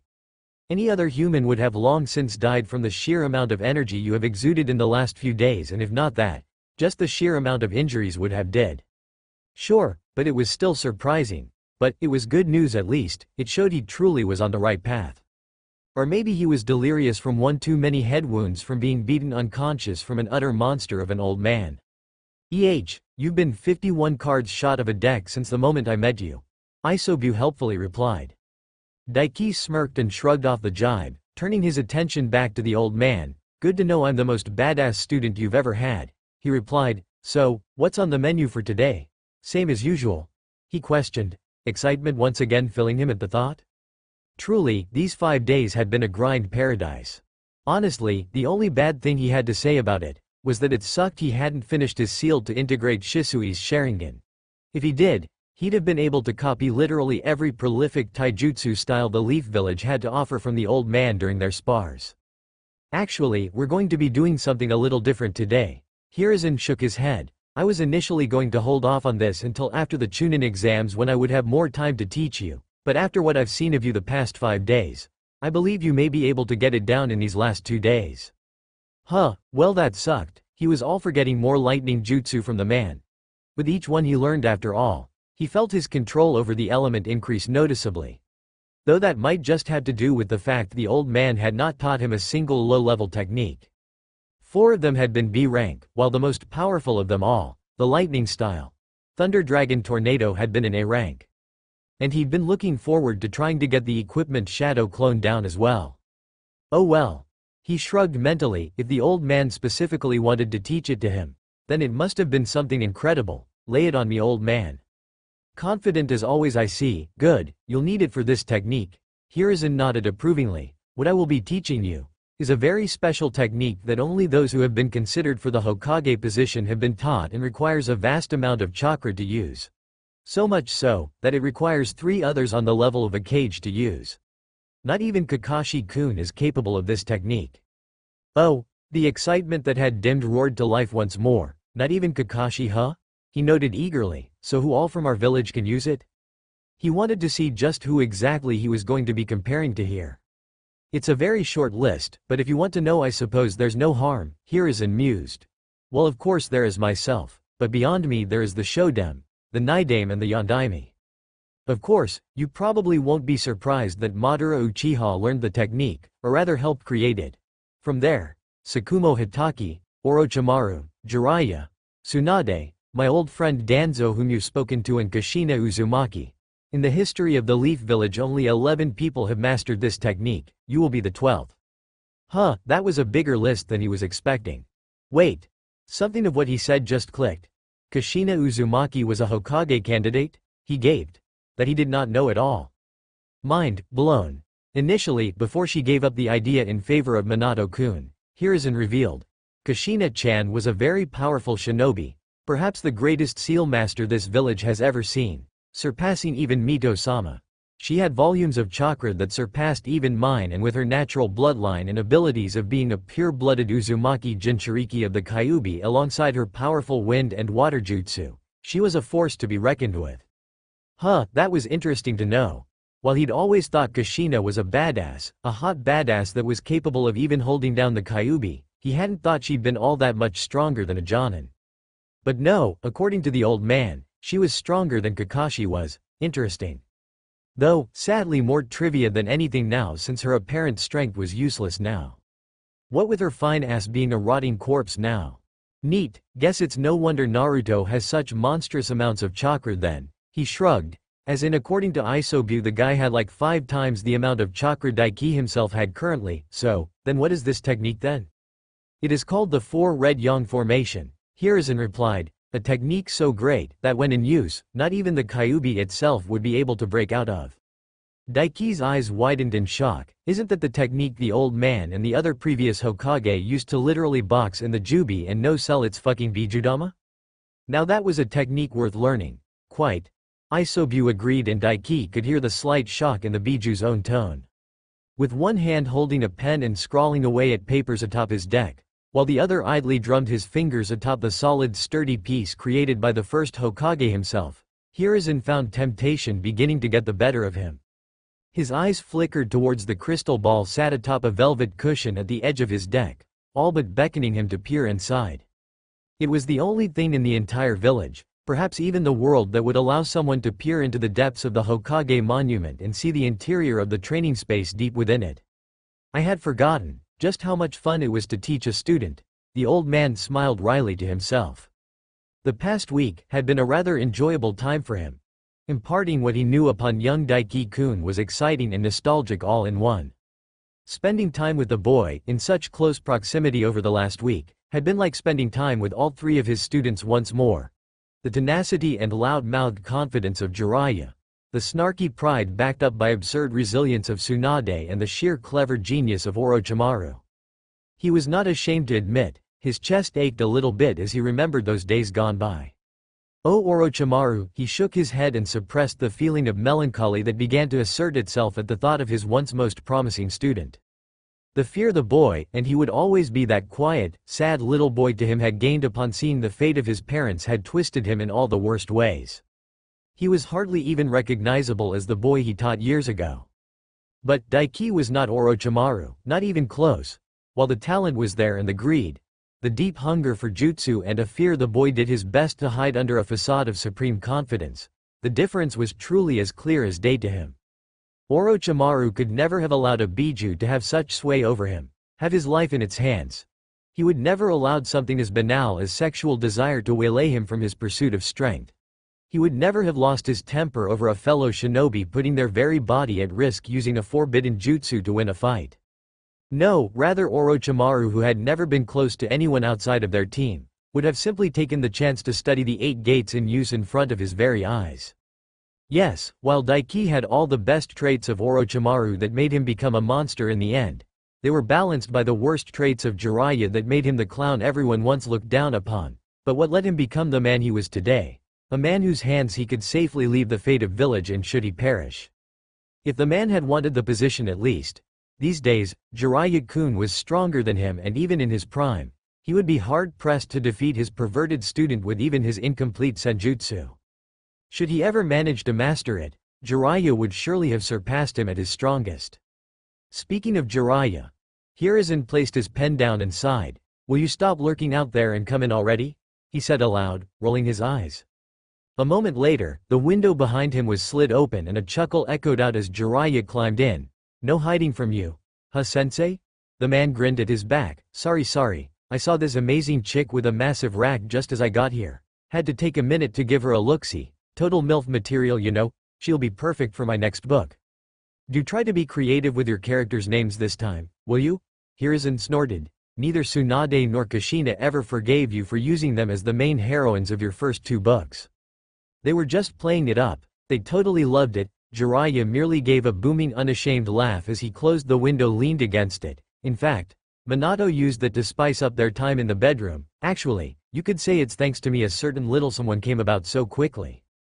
Watching your prized pupil engage in intercourse with his wife, truly I should have had you locked up long ago." Hiruzen shook his head. Now sensei, let's not throw stones in glasses houses, Jiraiya retorted. "We both know you read my book and are eagerly waiting for the next installment." HMPH, Hiruzen did not dignify that with a response, even if his eyes did flicker briefly down to his palm where a certain seal now lay inscribed. A much better hiding place than the old hidden drawer in his desk. "So, what brings you to see me? Shouldn't you be busy training Naruto-kun?" That was one of the main reasons why he'd recalled the man to the village after all. It was not long ago that Naruto first drew upon the Kyuubi's chakra during his mission to Wave. He'd wished to keep the boy from interacting with the beast for as long as possible, for when he did, it would be the start of a long difficult time, but was no putting it off any longer. Naruto-kun, despite his heritage, did not have access to the tools that would allow him to suppress the beast that his mother and Mito-sama did. And the more he reached into the seal, the more the Kyuubi would be able to reach into him as well. "That's pretty much why I'm here, sensei," Jiraiya shrugged. "He's training against his clones right now, but he's more or less got the hang of the summoning jutsu and pulling on at least a small part of the Kyuubi's chakra, though he still wastes an absurd amount of it when using any jutsu. I'm not a great help on that part though." Yes, he was well aware. Chakra control was perhaps his student's worst attribute and why he was terrible when it came to using genjutsu and had been unable to perfect his sage mode to this day. Chakra control will always be a struggle for the boy as long as the Kyuubi loathes him. Hiruzen pointed out. The fact the boy could use any jutsu at all reliable was a testament to his talent actually. He had many factors working against him. Even as a baby, Naruto was born with an immense amount of chakra. From the simple fact that he was an Uzumaki, born to a father as powerful as Minato and Kushina, the Jinchuriki of the Kyuubi alongside being an Uzumaki. Never mind the fact that even as a fetus he was exposed constantly to the beast's chakra, meant he was always destined to stand heads and shoulders above his peers when it came to sheer chakra. And the more chakra one had, the harder it was to control. But beyond even that, was how his seal worked. It was a beauty of a seal that Hiruzen himself could not replicate half the quality of even if he knew how to perform the seal himself. It siphoned part of the Kyuubi's chakra constantly and filtered it into Naruto's own chakra coils, meaning that not only was his chakra capacity constantly growing, but also always in a state of flux, making it that much harder to control. And it did not stop there. The Kyuubi's chakra was not only absurdly dense and powerful, but filled with malicious hatred that made it outright corrosive. Not even Mito-sama or Kushina could handle it, which was why they suppressed its power. Naruto, on the other hand, had been exposed to the chakra since the very moment he was conceived and was especially attuned to it. It was not a stretch to say that Naruto was born to be the Jinchuriki of the Kyuubi. That did not mean he was immune to the effects of the malicious corrosive hatred within the beast's chakra though. The chakra itself fought tooth and nail against Naruto's own, worsening his control even further. Yes, Hiruzen could confidently state that if the beast were sealed within himself, when he lacked an ability to suppress its power, he would likely never be able to use jutsu again. It was a massive double-edged sword, and by time Naruto-kun reached Hiruzen's own age, should he live that long, the boy's chakra would dwarf his own. In fact, dare he say, he might even dwarf that of Hashirama-sama. And should he ever manage to tame the beast or earn its allegiance like Killer Bee or Daiki-kun himself, he would become unstoppable and may very well surpass the first Hokage and Madara Uchiha themselves. Yeah, well, much as we can't help him that much beyond training on that front, we do have somebody who can now, don't we? Jiraiya replied. Perhaps. Hiruzen pursed his lips. The situation is rather different in Daiki-kun's case though. Not only had he saved the Sanbi and earned its friendship, it was a lot more docile than the Kyuubi and vastly weaker. While he had not combated all the Biju in his lifetime, he'd faced off against quite a few and had first-hand accounts of them from Hashirama-sama. According to him, the Kyuubi was so powerful it could have fought all of the other 8 Biju at once, and came out the victor. While all the other Biju had a variety of abilities, the Kyuubi did not. But what it lacked in versatility, it made up for in sheer raw strength and power. It was said that if the Kyuubi had so desired, it could have destroyed the entire planet, such was its power. Not saying they aren't, that kid's a perfect Jinchuriki. Just from that factor alone he's someone even we can't take lightly in a full-on fight even though he's just a brat right now, Jiraiya said. But it's weighing heavy on Naruto and that Sand Kid has him spooked. That kid Daiki might not be able to tell him how to control the Kyuubi's chakra, but he can show him how to use it, and he can show Naruto that being a Jinchuriki doesn't have to be something to be ashamed about it. That was true. Hiruzen did concede to that point. In fact, Daiki was vastly different from most Jinchuriki. He in fact relished in what he was proud to be the Sanbi Jinchuriki. In fact, the boy had referred to himself as the Great Lord Sanbi Jinchuriki-sama a few times during their training. If it weren't for the fact his status was generally being kept a secret from the common populace, the boy would probably boast about his status to anyone and everyone and preach the superiority of being a Jinchuriki over the common pleb. And yes, that was the boy's own words. "Where's the kid anyway?" Jiraiya asked. "I know you said you were training him, but I've not seen him at all. Checked his place and everything, and hey, did you know that Orochimaru's old super hot apprentice is living at his house right now? And how the hell does a kid like him afford a place like that anyway?" "I did. They're sleeping together in fact, and both will be going on an important mission soon together," Hiruzen snorted, taking a bit of amusement in the way Jiraiya's eyes. "As for how he afforded it, well, an A-rank bounty and a best friend who gave him a discount, I do believe." Honestly, the boy fixing Anko's seal and her truly going through with her promise to sleep with him was a true boon right now. Not only did it help her, even strengthen her. In fact, according to her own testimony, she made for an amazing stopgap to Wall of Meiterumi. After all, while he trusted Daiki and his character quite implicitly, he could not say the temptation of getting to bed Meiterumi would not be the highest of temptations. Even he himself may be tempted, never mind a lad as young as Daiki. A woman such as her was the true bane of young talented shinobi everywhere. It truly was a wonder the woman hadn't managed to snatch a man for herself up, and by all accounts he'd been told by his informants, desired marriage. "You're kidding me? A kid at that age bagged at a haughty older chick like that?" Jiraiya gaped, eyes shining with fervent jealousy. "Seriously, perfect Jinchuriki. The next pick for the hat, and a babe like that. It's like he was born to make guys like me feel inadequate, makes me want to beat him up. I wouldn't let him know that, it will just make him preen all the greater." Hiruzen chortled, though, she did only go through with sleeping with him because he fixed her cursed seal. "Wait, what?" Jiraiya's eyes widened in absolute shock. Oh, did he forget tell Jiraiya that? Oh well, it served him right for always making trouble for him. The amount of times he got complaints about the man peeping was truly annoying. Name: Daiki Yurei. Age: 13. Chakra capacity: 195,195 low tier cage. Strength: 205, endurance: 293, durability: 207. Agility: 205, taijutsu: 262 500s ninjutsu: 395 hundreds. Genjutsu. 107 500s Bukajutsu. 184 500s Chakra Control. 325 500s. Chakra Affinities. Lightning, expert, the heaven spark. Water, expert, the sea parts before you wind, master, the gale bows. Earth, adept, the earth shakes. Fire, novice, simmering power. Fuinjutsu, advanced, the breath hitches.